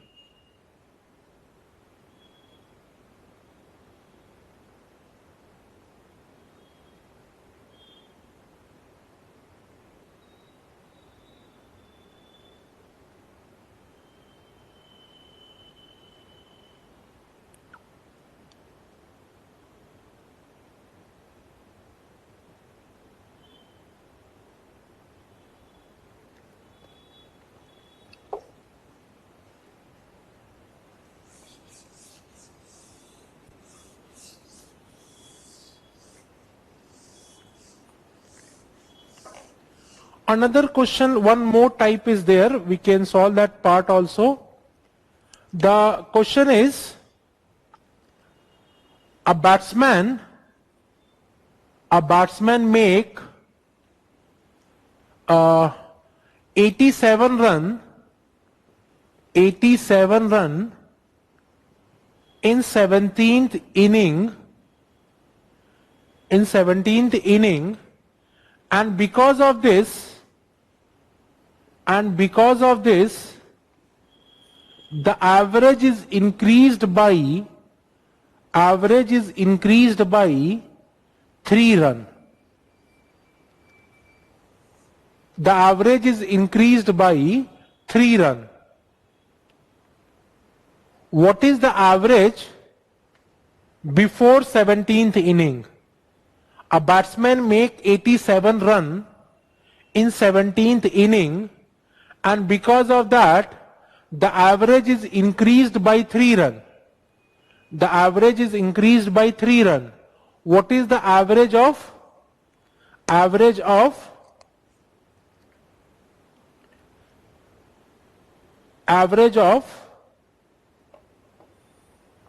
60th inning, till 60th inning, or before 17th inning?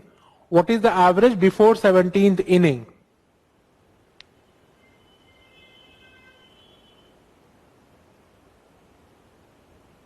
a simple one, you can solve it.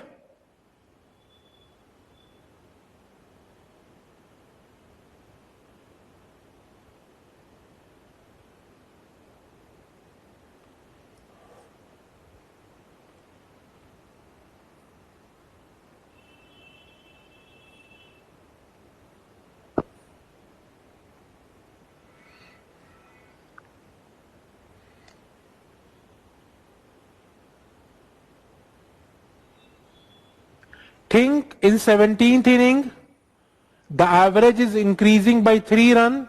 Why 3 runs? Because the person make 87 runs.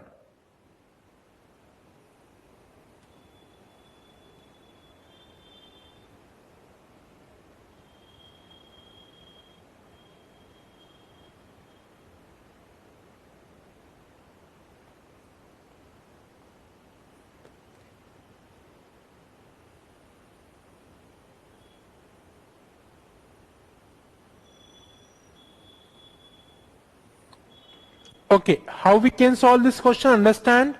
See, total 1, 2, 3, dot, dot, dot. Suppose 16 inning was there initially and we don't know the average. And now because of 17th inning, where the person make 87 run, the average of increase by 3.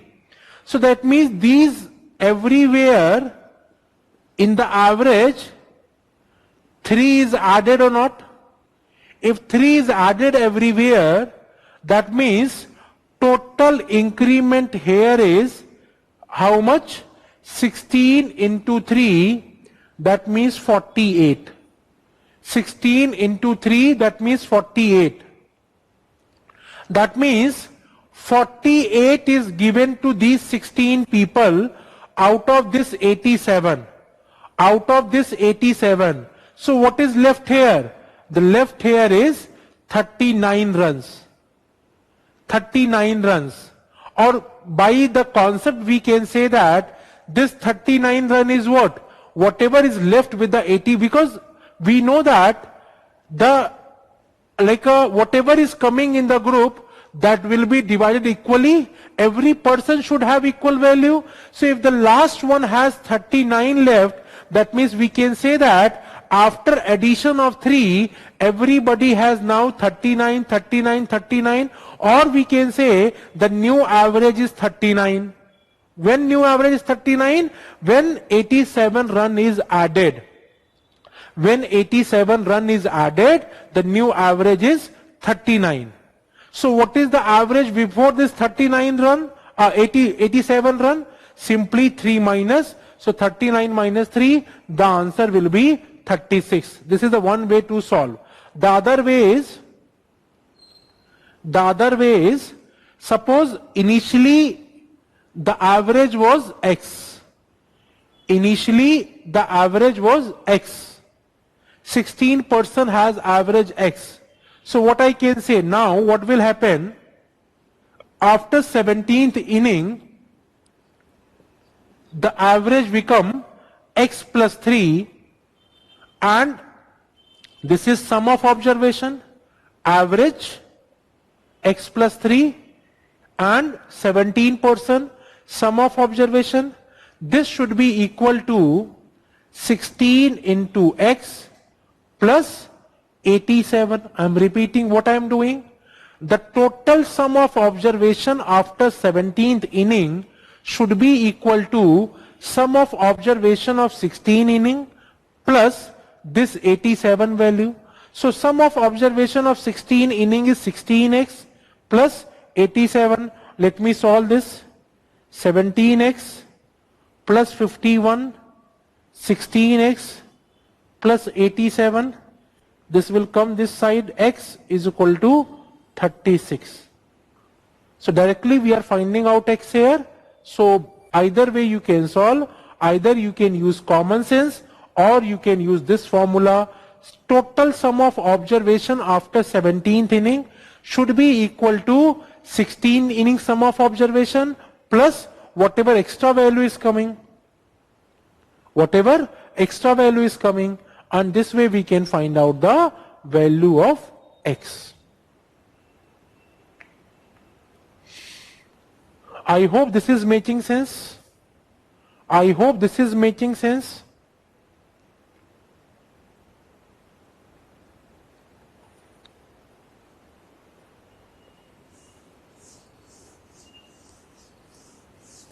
Okay, from my side I am done with the average.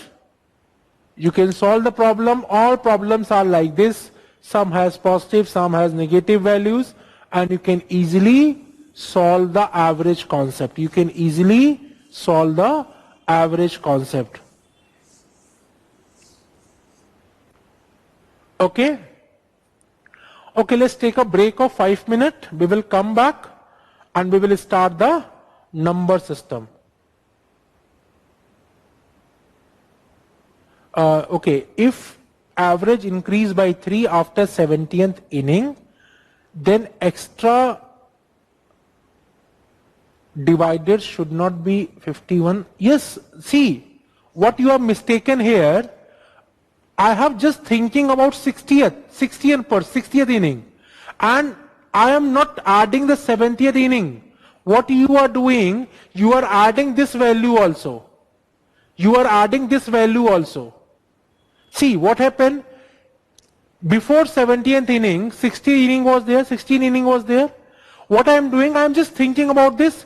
So they have, if everybody has 3 extra, because this is not there before.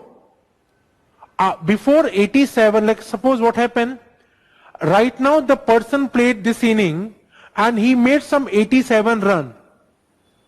So they are asking regarding this 60th value. So we are thinking only about this. So what I am doing, I am just doing 16 into 3, that means 48 extra value. And what you are doing, you are taking all 70th inning and you are multiplying by 351, no issue, fine. But you will not reach anywhere. You will not reach anywhere. There are 2 parts. One part is till 60th, another part is 17th inning. What you are doing, you are mixing both together. No. This is one part of question, this is another part of question. First I am thinking about one part of question. If I am thinking about one part of question, if average is increased by 3, that means everybody is getting 3, 3, 3, 3. So how much 60th person will get or 60th inning will get? If every 48 extra. And why this 48 extra? Because the 17th inning has something extra. So if I decrease 48 out of this, I will get 39. I will get 39. That means 39, and after giving 3 extra to everybody, now the group average becomes 39 itself. The group average becomes 39 itself. So 39 right now after this inning. Before this inning, 3 less, that means 36. Okay, if you're not getting this way, you can simply go by the traditional approach. You can simply go by the traditional approach. You can again think about this thing and we can do it in a better way. Okay, let's take a break. We will meet, we will start the number system. We will start the number system. Now we are going to start the number system. The last topic of arithmetic, and once this is over, we are done with the 95-97% of the syllabus. 5% will be left. That will be because I told you the higher mass, geometry and mensuration and probability. What you can do, you can attend the class, you can just practice some question, but the priority will be in the last. The priority will be in the last. Always go with a probability, permutation, combination and geometry in the last itself. But you can attend the class, you can know the basic, because sometimes they ask very basic question. In such case, at least you are able to answer such question. But if you see last 11-12 year paper, so in that 11-12 year paper, complete higher mass not more than 10 to 12 question. That means on an average per year 1 question. On an average per year 1 question, not more than that. So if you are lucky, not more than 1 or 2 question. If you are unlucky, max to max 5. Max to max I am saying 5. That means still you have a chance for 25. Actually see, the higher maths is not difficult topic. They are easy topic. But frankly telling, they require lot of practice. They require lot of practice. And as a mentor, my aim should be, you should clear the cutoff rather than you should learn the mathematics here. Okay? What is my aim? My aim is not to teach you mathematics here. My aim is, I need to teach that much part so that you are able to, okay, graphs question. Okay, let me tell you the graphs also. Before that, let me tell you the graphs question. The graphs question, okay, I was telling that. So my point is, give minimum effort to the higher maths and maximum effort to arithmetic part. And still you have chance. I told you if you are lucky, 1 question and sometime no question. If you are unlucky, max to max 5 question from the higher maths. So now you have to decide, because the time you will give for higher maths, that will be exactly equal to time you give for whole arithmetic. Then you will understand the concept. Are you getting my point not? Okay, let me tell you the graph part. In TSD they will ask the graph, and the graph is, suppose this is given as time and this is given as speed. It is given as, suppose one question, okay, let me check the question. They have asked once in UPSC 2000.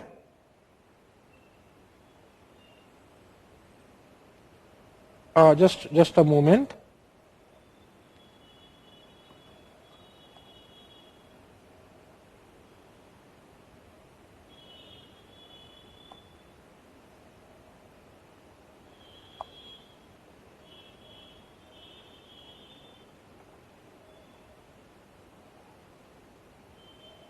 Okay, so whenever they will give speed and time graph, okay, whenever they will give speed and time graph, what will happen? In such case, generally time will be on this side and speed will be on this side, or velocity also.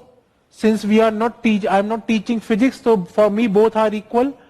In physics, sometimes they become scalar and vector concept are there, which not required for you guys. So suppose a person is traveling this much. This is the graph given, suppose. This is the graph given. Velocity 2 km per hour, 4 km per hour, 6 km per hour, 8 km per hour. This way they have given. Or suppose they have given a graph like this, a velocity and time graph, a velocity and time graph of a person is like this. Okay, suppose this is 2, 4, 6, 8 minute or hour, whatever they are giving, hour suppose they are giving, and it is given as 2 km per hour, 4 km per hour, 6 km per hour, 8 km per hour. So in such case what happened, the thing which you should know, the velocity and time graph area, the velocity and time graph area will give you distance. The velocity and time graph area will give you distance. Suppose they will ask how much distance the person is travel, so what you will do? You will simply find out the area of this triangle. And if you know the basic, the area of this triangle is half into base into height. So what I can say? I can say simply the area will be half, or half, and base is how much? This and this base is 8, and height is how much? This is height is 6, and whatever will come, that means 24 km will be the area. 24 km will be the area. So one thing you have to know, that the area is what? The area is half into base into height of triangle, and this graph between velocity and time will give you the distance. The area of this graph will give you the distance. Similarly here, if you have to find out, what you can do, you can simply make this triangle and this value will be definitely be given, and you can find out the area of this, area of this and area of this. That will give you the distance. That will give you the distance. Okay, now come to the UPSC question which they have asked.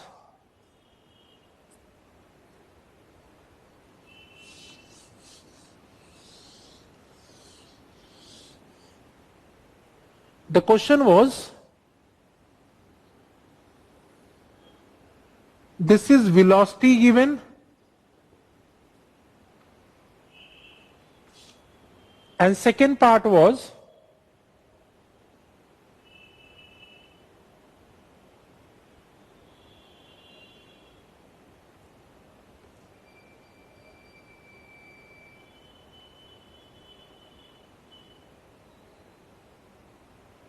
second part was, this is time given. Now, this is train A movement,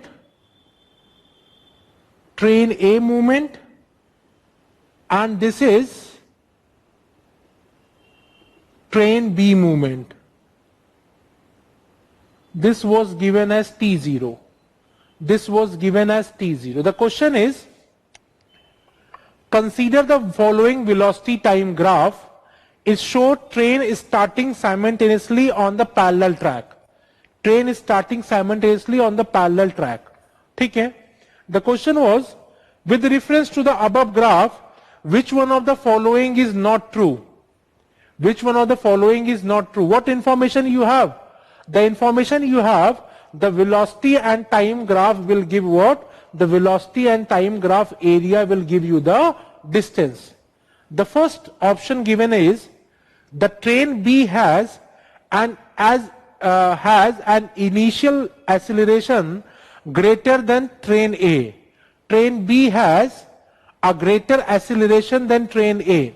See, acceleration, simply what I can say, more the slope, more the acceleration. In velocity time graph, I hope you are knowing this thing, V is equal to U plus AT. ठीक है ना? Initial velocity A is acceleration. So in velocity time graph, I can say more the slope. Suppose a graph is like this in velocity time graph. Another graph is like this. So this is theta 1. This is theta 2. Definitely the angle theta 2 will be more than theta 1. The slope is more than theta 2. So I can say that the acceleration here will be more than acceleration here. I hope you know the acceleration, velocity upon time. Velocity upon time. Acceleration is velocity upon time. So theta 2, if this is more, then this has more acceleration. Suppose in this graph, this is theta 1, this is theta 2. So I can say that theta 2 is more, acceleration is more here as compared to theta 1. So you can always check the theta value. You can always check the angle value. So here you can check, this is theta 1, this is theta 2, and by common sense you can say that theta 2 is more than theta 1. That means first option will be definitely be correct. And the question is, which one of the following is not correct? I am repeating, acceleration is velocity upon time. Velocity upon time. You can find out final velocity, initial velocity, acceleration, time. If it was starting from rest, so initial velocity will be 0. So I can say is equal to B barabar AT. So A barabar B upon T. Velocity upon time. So you can understand like this way, more the velocity, more the acceleration. So more the velocity means what? More the theta value or not? Suppose I am checking on this point, point A. So here the velocity will be this one. Here the velocity will be this one. So ultimately they are talking about theta itself.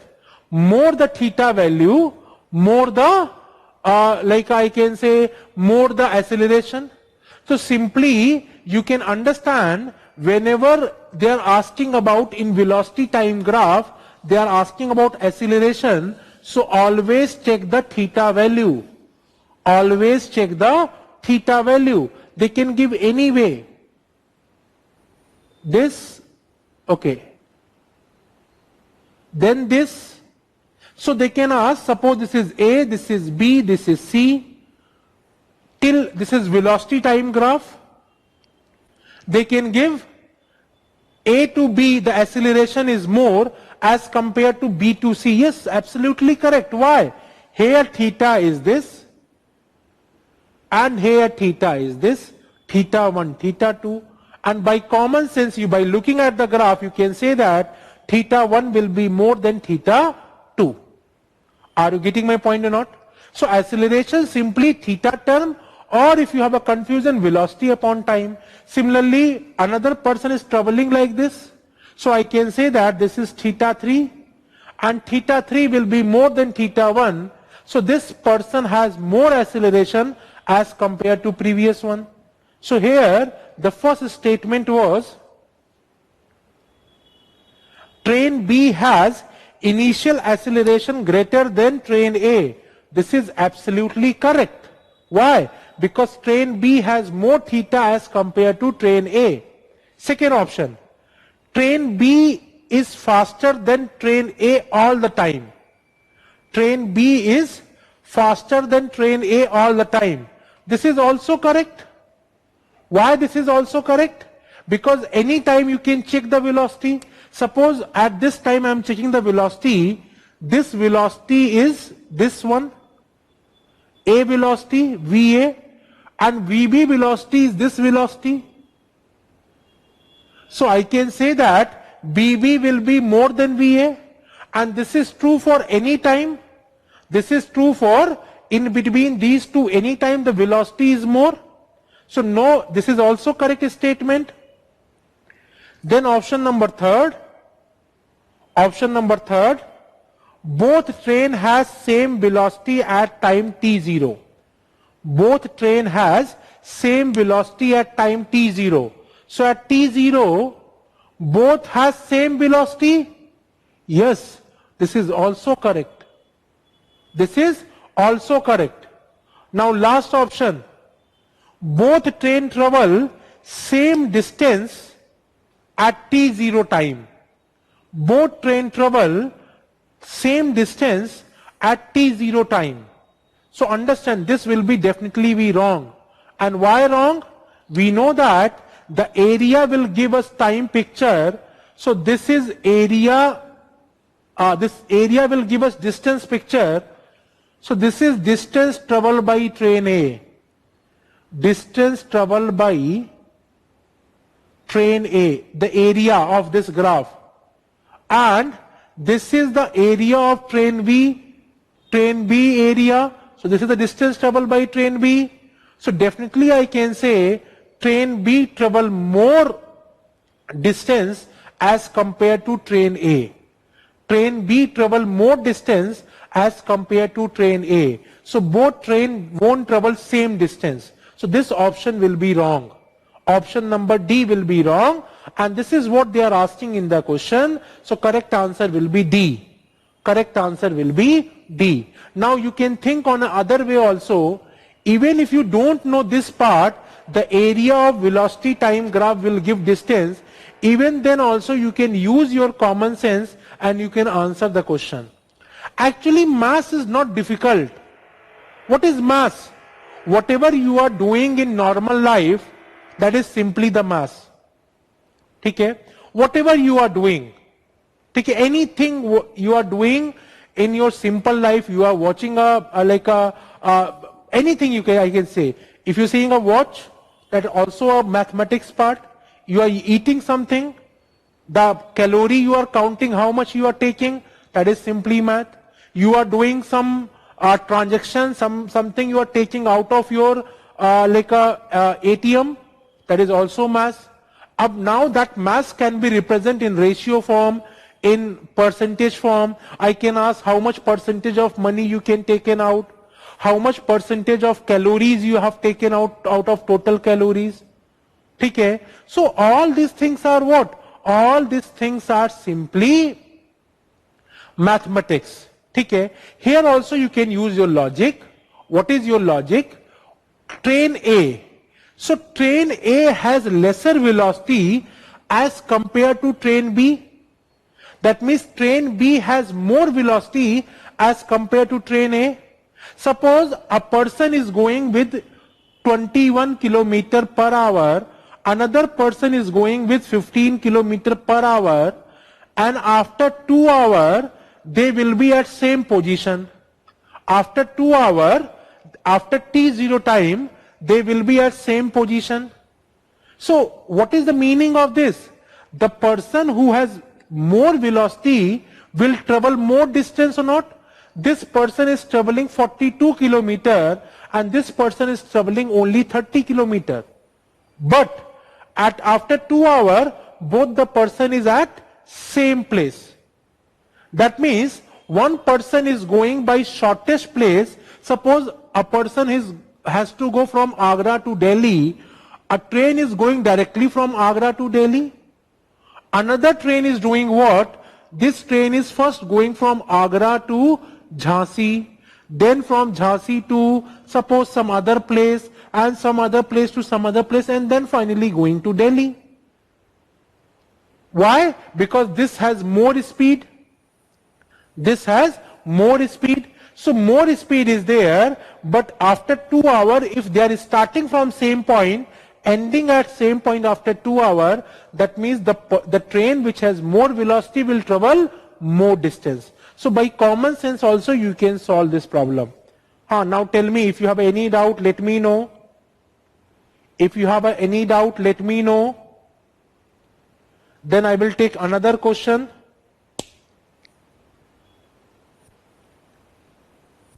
If you have any doubt here, let me know. Anything you want to ask? The logic here is, in velocity time graph, the area will give us the concept of distance. The slope will give us the concept of acceleration. The slope will give us the concept of acceleration. Okay? Now tell me if you have any doubt. I will take one more question. Be fast. Let me know if you have any doubt.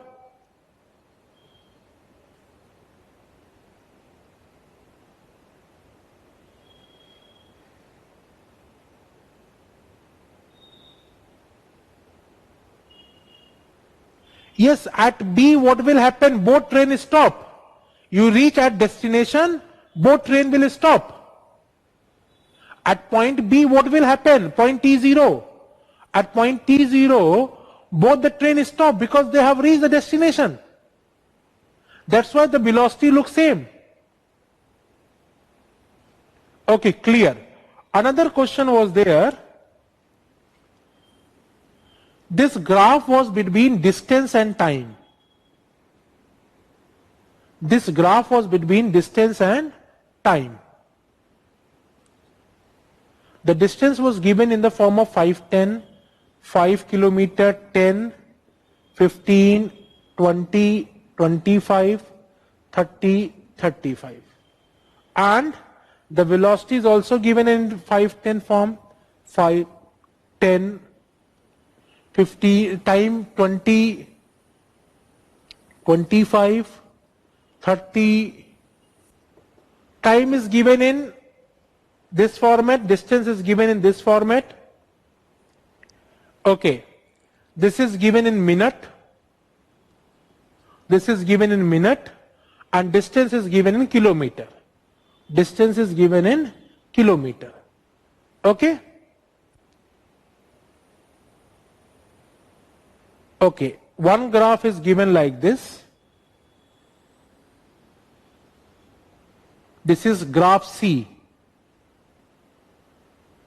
This is graph C. Okay?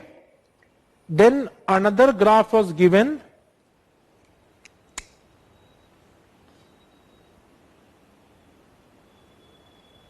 Another graph was given. Okay, just a minute.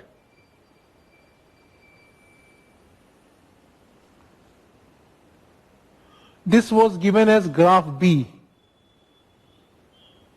Graph B. Then another graph, graph A was given.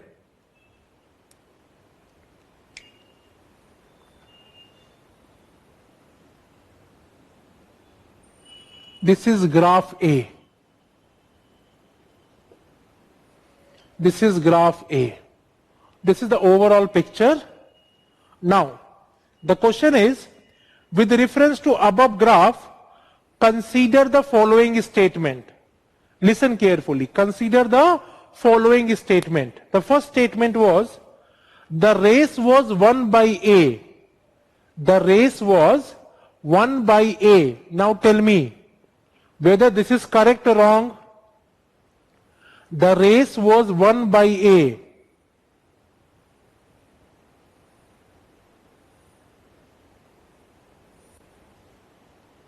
The race was won by A. A ने race जीती. Tell me whether this is correct or wrong. A won the race. This is A. The blue one is B. The blue last one is C. Somebody is saying no, somebody is saying correct. Yes, it's correct one. Why A won the race? Because it look like the race is of 30 kilometer and the person who is taking less time, that person will win the race or not? How much time C is taking? C is never able to reach at this point. C is never able to reach at this point. So that means C never won the race. C never won the race. And B is able to reach at this point and A is able to reach at this point. So if you take time, this person, that means graph A is taking less time as compared to graph B. Graph A is taking 25 minutes and graph B is taking around 30-35 minutes. So that means I can say that the race is won by A. The race is won by A. I hope this is clear. I hope this is clear.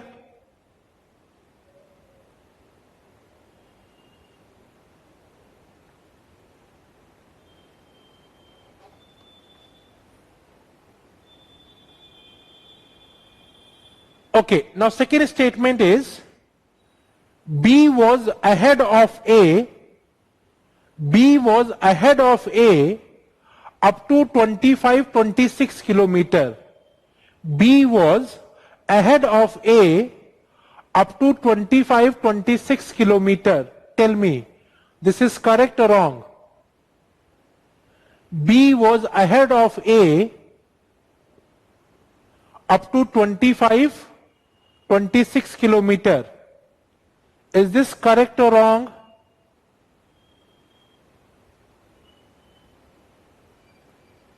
Second option is also correct. Very good. Why second option is correct? You can see that until this point, what was the case? B was always ahead. How you can check? Suppose you want to check at 20 kilometer. So at 20 kilometer you can see B has taken 15 minutes. And how much time A has taken? A has taken around 25 minutes. At 15 kilometer distance, B has taken this much time, A has taken this much time. So at any point, B was always ahead of A before 25 to 26 kilometer. I hope this is also making sense. This statement is also correct. Okay. Then statement number third. Statement number third. Listen carefully. This is important and bit difficult, bit tricky one. The third statement is C run very slowly from the beginning. C run very slowly from the beginning. Tell me, this is correct or wrong? C run very slowly from the beginning.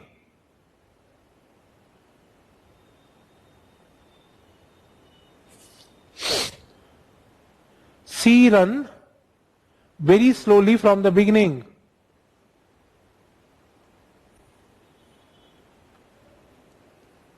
Yes, great. You guys are doing great. Yes, C was faster in the beginning. You can see the same method. For 20 kilometer, C is taking only 5 minutes. B is taking 15 minutes or more than that. And A is taking the highest 25 minutes. That means C was always faster till 25 kilometer like before that. And then he is not able to reach up to the end. So C was faster in the initial race, but he is not able to finish because of certain thing or because of some reason. So we can say that statement number A and B are correct. Now they will give the option 1 and 2, 1 only, 1, 2, 3, and you can mark the answer. The answer will be 1 and 2 statement is correct. So this is all about the graph of the time, speed and distance, which I ask you, like I will take it up. I hope this is making sense. Any doubt here, let me know, otherwise I will move to the number system.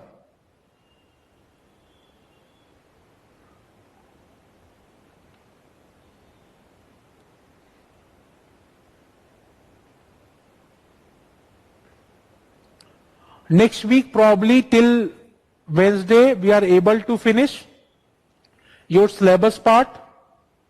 Next 2-3 classes, syllabus will be done. I will take one class like how to approach the paper, what should be your ideal approach, how many questions you have to do in the examination. I will take it up. Don't worry.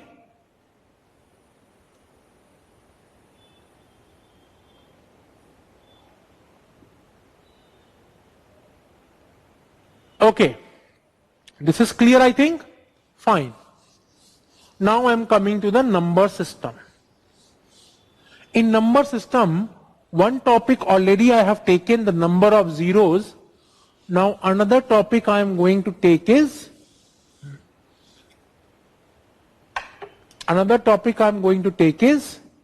unit digit.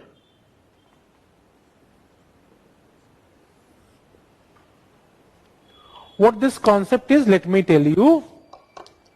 Okay, understand, whenever we are talking about unit digit, suppose any number I am taking, so exclusively I am talking about this number. I am not talking about all this other number. It can be anything. When we talk about unit digit, so exclusively we have to think about this 8, not about the other number. Because most of the students concentrate on the other number, they will not concentrate on this 8. But my point is, always concentrate on this 8. I think the class is till 1 o'clock. So I'm completing till 1 o'clock. Okay? Yes. The camera person has confirmed the class is till 1 o'clock. So what my point is here? My point is, always concentrate on this number. Suppose we are multiplying two numbers. Now how we can multiply? You know the multiplication. What will happen? 7 3s are 21. Now you will multiply, and when you will add, 1 will come in the last. So if you see that, you can find out the number at the unit place, will be decided with the help of number at the unit place of these two numbers.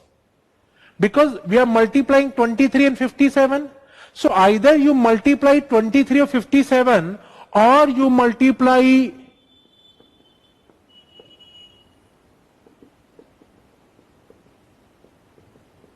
these two number, the story will not change. The story will remain same. At unit place, 1 is coming. At unit place, 1 is coming. So either this number is there or this number is there. At unit place, 1 will come. Why? Because now we are concentrating only at the number which are there at unit place. So think that, never think about all other number. They are no use. They are of no use. You have to only think about these two number. You have to only think about these two number. Are you getting my point or not? Are you getting my point or not? So always think about these two number and you will get the number at the unit place. The first concept. Okay? Now, what exactly they will ask in this? The first question they can ask, suppose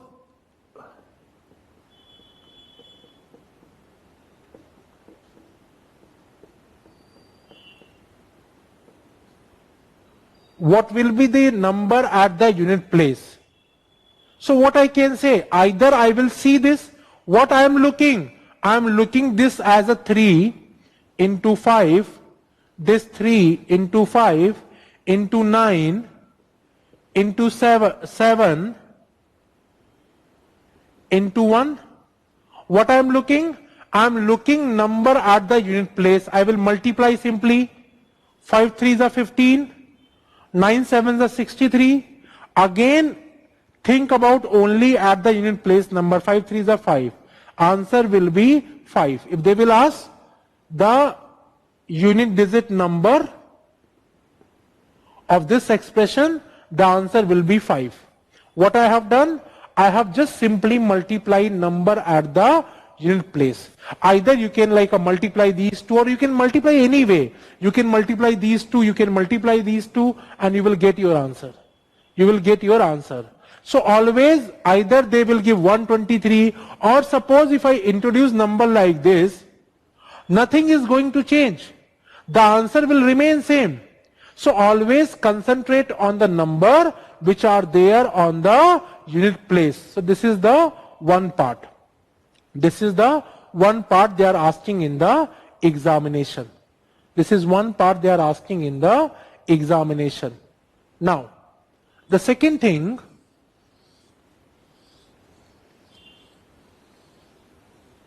what they will give question like this, they will give if A is equal to 1, B is equal to 2, C is equal to 3, so on, Z is equal to 26, find A into B into C, so on. Tell me the answer. What will be the, okay, find the unit digit. Find the unit digit of A into B into C into D, so on till Z. A into B into C into D till Z. Find out the answer of this question.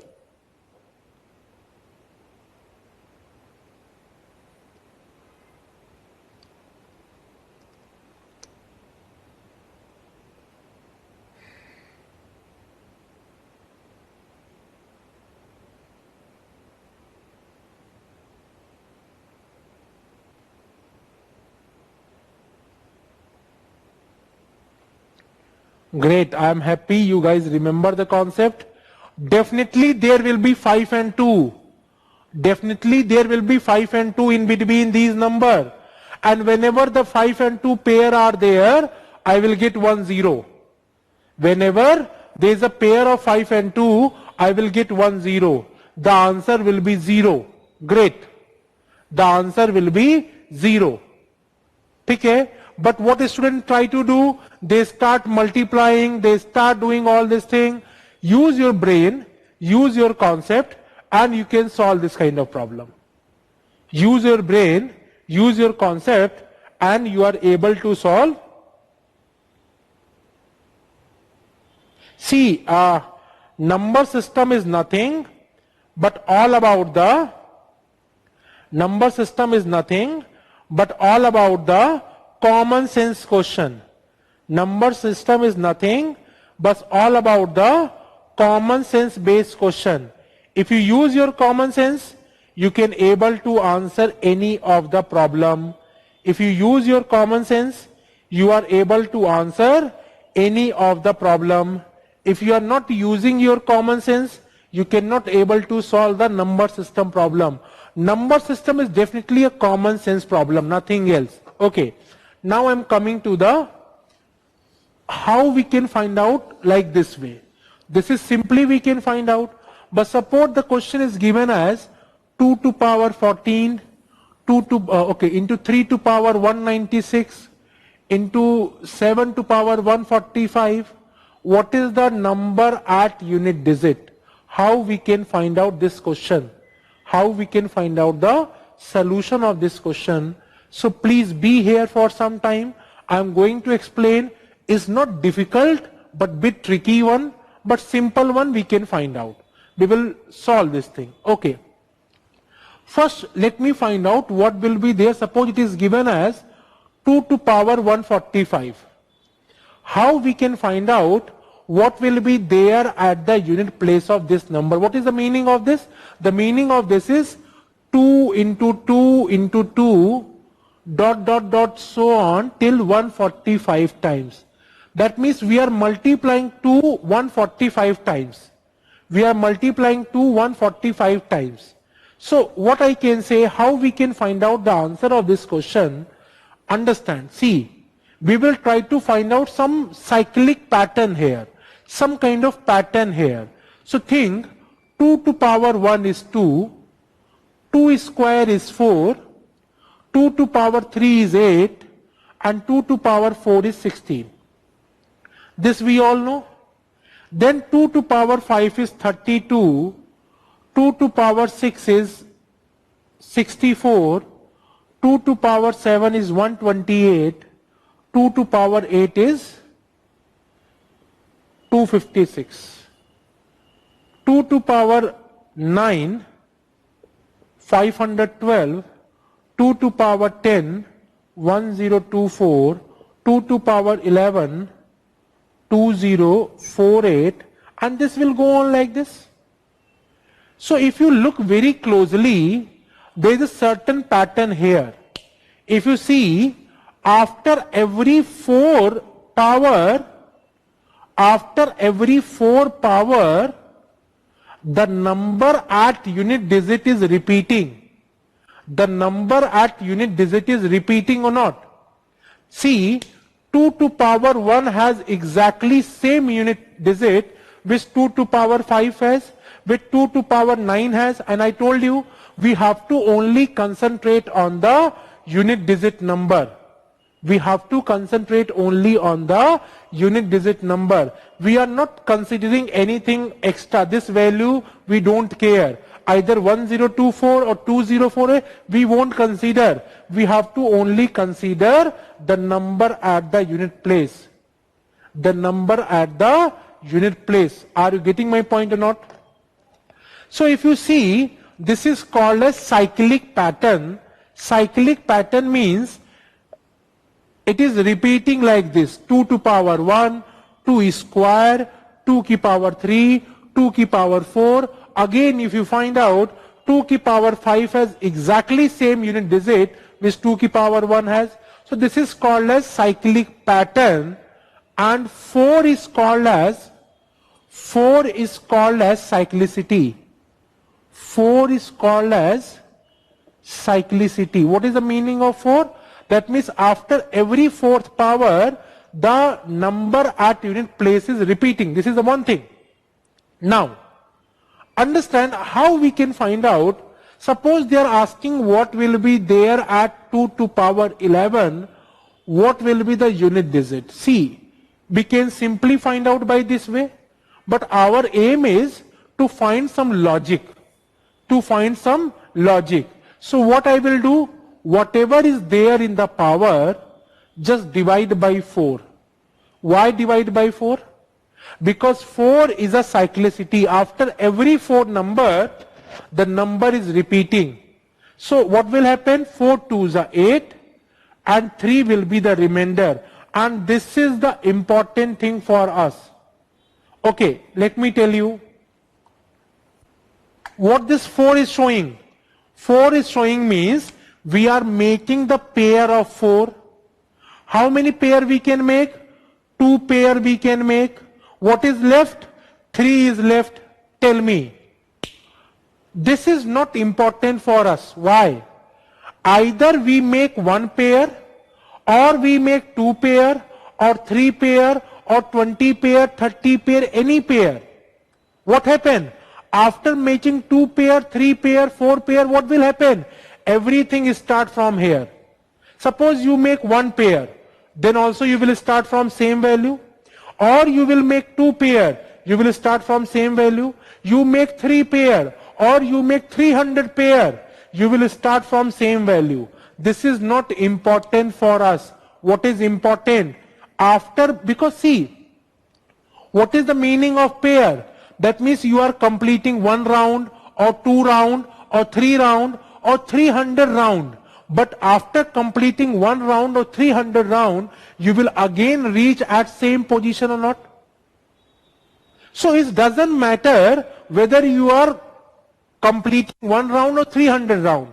What is important? After completing the round, how much extra you are traveling.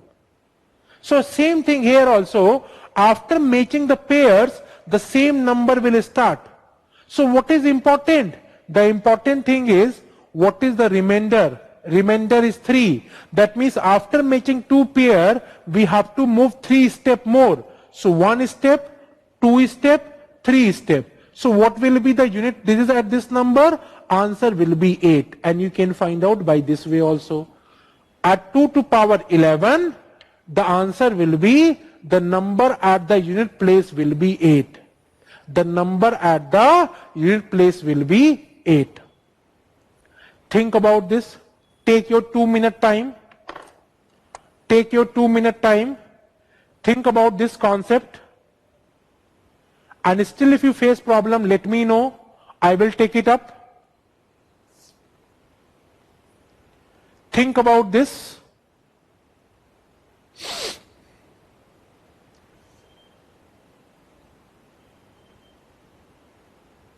Think about this. What we are doing, this pair is not important. This is what? How many times we are completing the cycle, which is not important. Because after completing 1 or 100, we will reach at same point. After completion, how many more times we have to move? How many more times we have to move? Okay, I will tell. Okay, suppose a question is there. Wait, let me come with a question. Suppose a question is there. What will be unit digit of 2 to power 145? So we know that. अच्छा ठीक है, I am repeating. Listen carefully. ठीक है, कोई issue नहीं. I am repeating again. Listen carefully. Okay, what is there? Suppose we have to find out what will be unit digit of this number. The thing is that if we start multiplying 2 into 145 times, it's extremely difficult to find out the answer in the examination. And the reason, you know, might be you are able to only solve one problem, or sometimes even not able to solve that problem also. So what I am saying that, in such case, can we adopt some pattern? If some pattern are there, we can find out the answer. If some pattern are there, we can find out the answer. So when we start finding out the pattern, we have saw that after every 4 power, listen carefully, after every 4 power, the number at the unit place start repeating or not? The number at the unit place start repeating or not? Okay, you can see that 2 to power 1, 2 squared, 2, 3, 2 to power 4. After every 4 place, the number start repeating, So I can say that, suppose after every 4 place, so 2 to power 4 has exactly same unit digit which 2 to power 8 has, or 2 to power 3 has exactly same unit digit with 2 to power 7 has. This also has 8, this also has 8, and 2 to power 11 also has 8. Are you getting my point or not? So understand what I am saying that, what we can do, suppose we have to find out 2 to power 145. So how we can find out? We can find out by making the 4 pair or not. Because after every 4 pair, this number will start repeating or not. So suppose 4, try to reach up to 145. So either you can do by this way, or you can divide simply 145 by 4. And why 145 by 4? Because we are making the pair of 4. Okay, so what happened? 4 3s are 12. That means after making 38 pair, you are making 38 pair. So after making 38 pair, what will happen? 1 will be left. So I can say that 2 to power 145, I am not making them equal. I am saying 2 to power 145 has exactly same unit digit which 2 to power 1 has. And from where this 2 to power 1 is coming? Because 38 cycle is completed. Whenever a cycle is completed, I will reach at last point, and after that I will start from first point. So only 1 is left. That means the answer will be 2. If suppose 2 will be left, the answer will be 4. If suppose 3 will be left, the answer will be 8. If suppose 4 will be left, the answer will be 6. I am coming to that. Okay. So now we can make it in a more simple way. Suppose the question is given like this: a to power p, and we have to find out unit digit. We have to find out the unit digit. Okay, what we will do? First, we will divide p by 4. We will try to find out the remainder. Suppose that is r. So a to power p has same unit digit which a to power r has. Which a to power r has. ठीक है ना? Which a to power r has. Okay, that's not important. 36, 38. Okay, that's not important. The important is the the important one is the remainder part. So either 36 or 38, might be I have taken wrong. So a to power p unit digit, a to power r.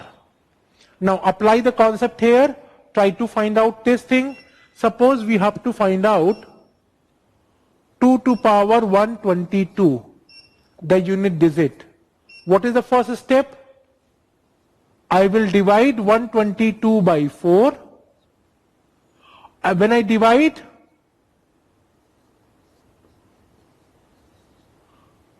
okay, 2 will be the remainder. 2 will be the remainder. 2 will be the remainder. And when 2 is the remainder, that means 2 to power 122 has same unit digit which 2 to power 2 has. Which 2 to power 2 has. And 2 to power 2 has 4. That means answer will be 4. Answer will be 4. I hope this is making sense. I hope this is making sense. And this is when r is not equal to 0. When r is not equal to 0. When r is not equal to 0. This is when r remainder is not equal to 0. Okay, one more tips to you. Whenever you are dividing by 4, don't divide whole number. Just divide last 2 digit. I will tell you in the next class the divisibility rule of 4, Before that, you should know, you have to only divide last two number. That means, whether the number will be 4375432 or simply 122, the remainder will come as 2 only. You can do it by yourself. The remainder will be 2 only. Why? Because we have to only divide the last 2 digit. Don't go for other digit. Y divided by 4. Okay. Why we are dividing by 4? We are dividing by 4 because the cyclicity is 4. After every 4 number, the number at unit place start repeating. The number at unit place start repeating. That's why we are dividing by power 4. This is what we are doing. See here, whatever is in the power, we are dividing by 4. Why by 4 only? Because after every 4 number, the number at unit place start repeating.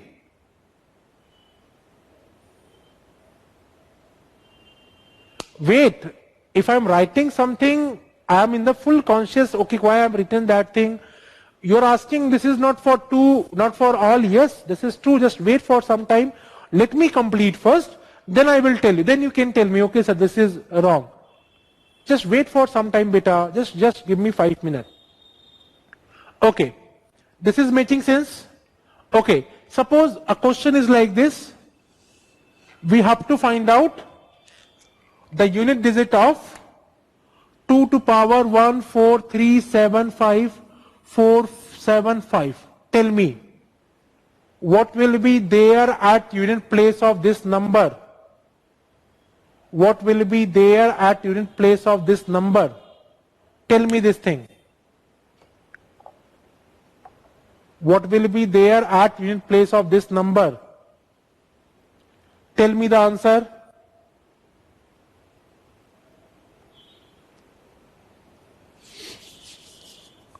What we have to do? What you are looking? You are looking only at this value. You are looking only at this value. Now, what you will do? How come answer is 2 coming? I think 60, 64, 68, 72. I think 8 will be the answer. Divide 75 by 4.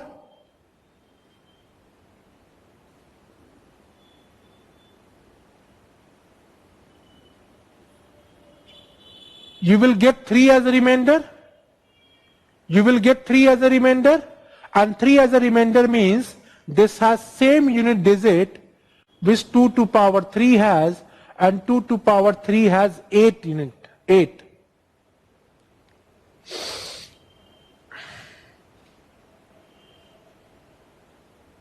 Okay, answer will be 8. Okay, now what happen if the power is completely divisible? What will happen if power is completely divisible? Second case, suppose I am giving 2 to power 120. So tell me, if power is completely divisible, what is the meaning of this? If power is completely divisible, that means we will finish here or not?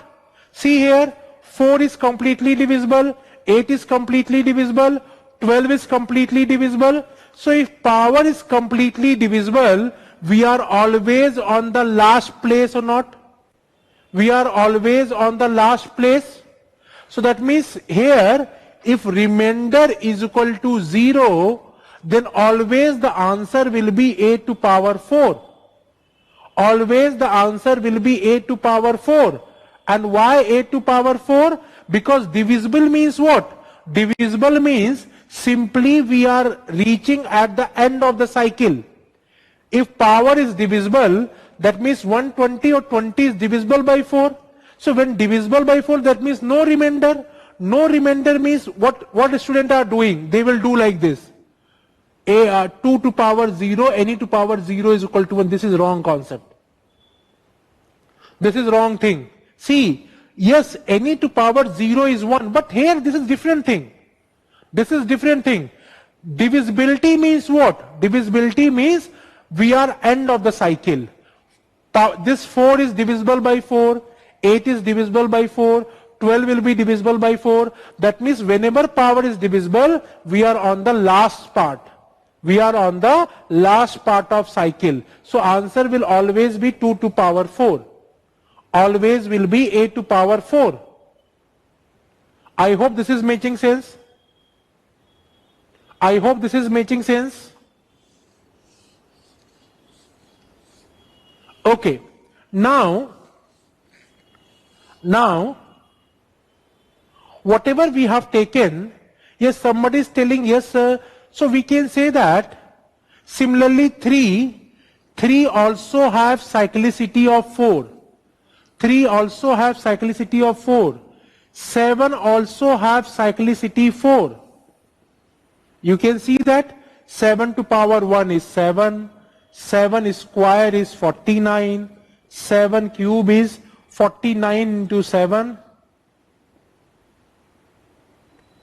343. And 7 to power 4 is 343 into 7.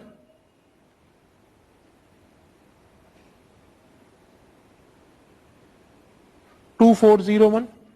So after every 4 power, the numbers start repeating.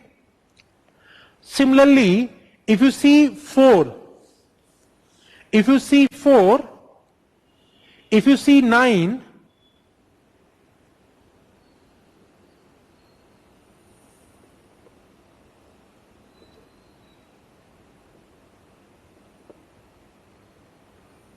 yes, I think 8 also has cyclicity 4. 8 also has cyclicity 4. 4 and 9 has cyclicity 2. 5 and 6 have cyclicity 1, but it won't required.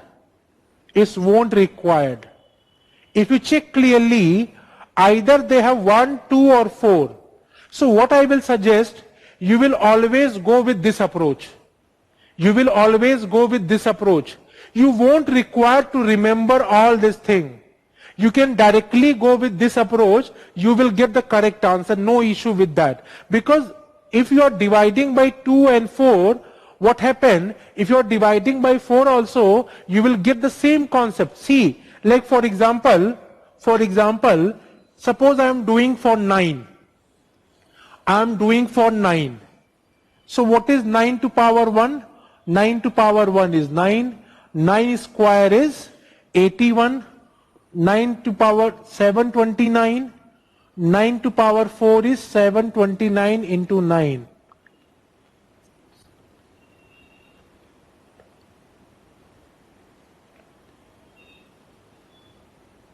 $6,561, you can calculate it, 9 to power 4. Okay? So you can do any way. You can, suppose I have to find out what is will be there at the 9 to power 3, suppose I am saying.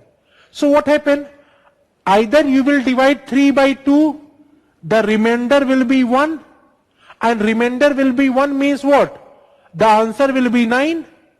Or you are dividing by 4, the remainder will be 3, and in 3 remainder also the answer will be 9.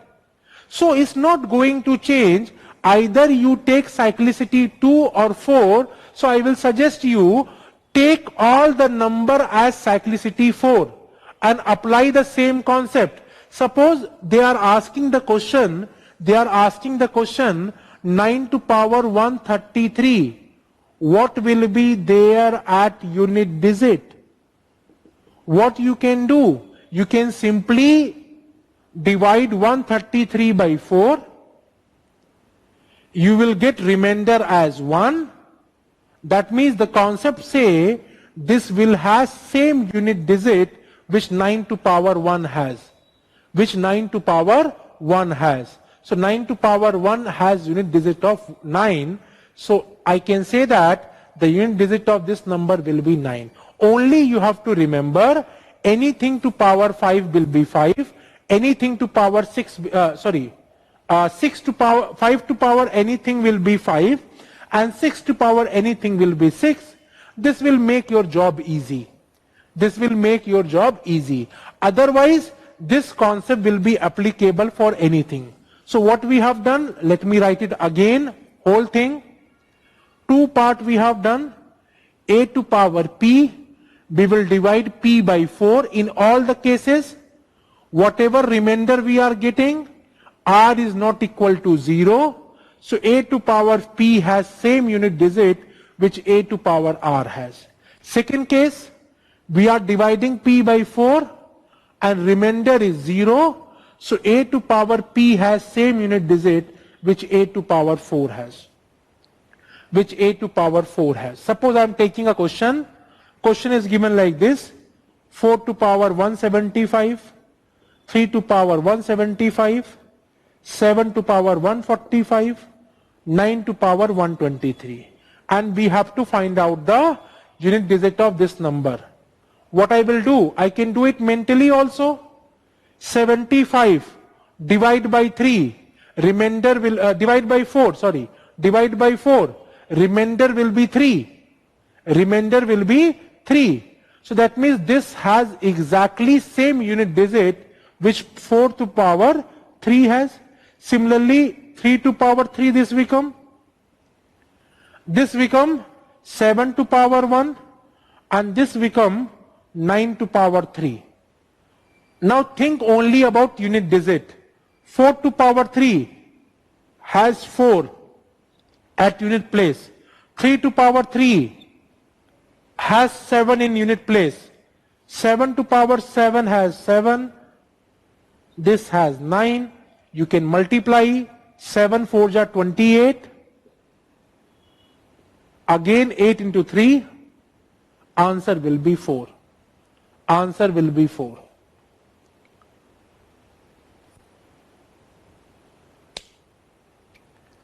Okay, it's clear or not? I think I was a bit fast. I was a bit fast. Probably I think so. But tell me, this clear or not? Or shall I repeat again? Tell me whether this is clear or not? Or shall I repeat again?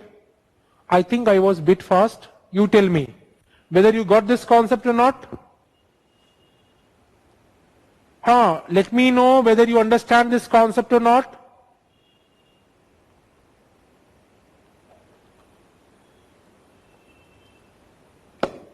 I'm waiting for your comments. Not clear. Great. Clear. Great. Yes, sir. Clear. Clear. Wow. Fine. Okay.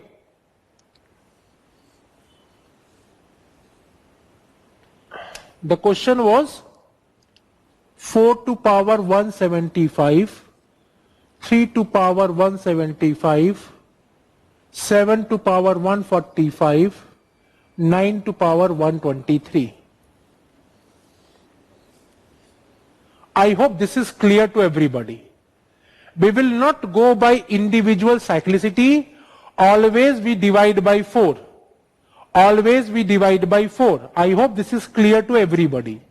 Now, what is the first step? Whatever is there in the power, divide by 4. And we can make it more. Only think about last 2 digits of power and divide them by 4. Instead of, okay, what I am looking at this question is, the question is 4 to power 75, 3 to power 75, 4 to power 45, and what my eyes is seeing that, my eyes is only looking at this part of the question. First thing. Second thing, whatever is there in the power, I will divide by 4. First, I will divide 75 by 4. If I divide 75 by 4, I will get remainder at 3. I think you are clear with this. Remainder at 3. What is second step? Second step is 4 to power 75 has exactly same digit which 4 to power 3 has. So I can reduce this term as 4, instead of 4 to power 75, I can write 4 to power 3. Okay, just a minute, beta. Just a minute, I'm leaving. This is 4 to power 3. Okay? If you understand, you can leave because I will not take any other question. I'm just explaining this part only. If you understand, you can leave. We will meet next and we will go ahead with the other problem. If you understand, you can leave. I'm just repeating this question only.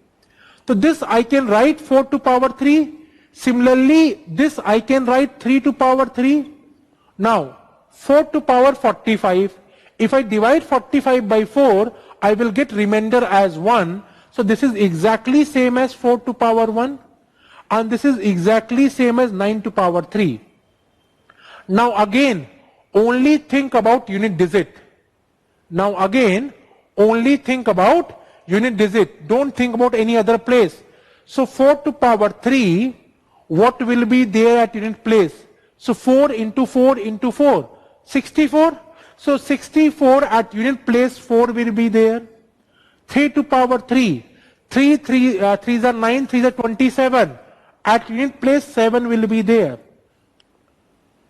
Okay, this was 7, I make mistake, this was 7. So this will become 7 to power 1. This will become 7 to power 1. Then 9 to power 3. 9 to power 3. Then 9 into 9 into 9. So 9 into 9, 81, into 9, 729. That means this will be 9 itself. Now what you can do? 7 4 ja 28. 63. Again multiply unit digit and you will get answer as 4. You will get answer as 4. So I have just simplified this thing. Instead of this number, I look at this. From this, I will change into this. And how I will change? By this way. Last 2 digit, divide by 4. Whatever remainder, if not 0, I will simply write like this. If remainder is 0, I can say simply power 4. Okay? So I have reduced this into this part and simply I can find out the answer. Okay, don't worry, next class I will start from here.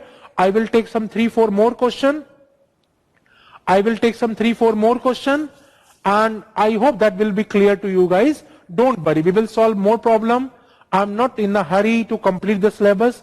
I have full time, you have full time. Probably next Thursday or probably Wednesday we are able to complete the syllabus. I will take it up because this is the important one. I will complete in the next class. Okay? Thanks for today. We will meet next probably very soon on Monday. Hopefully we will meet and try to complete the syllabus. Thank you.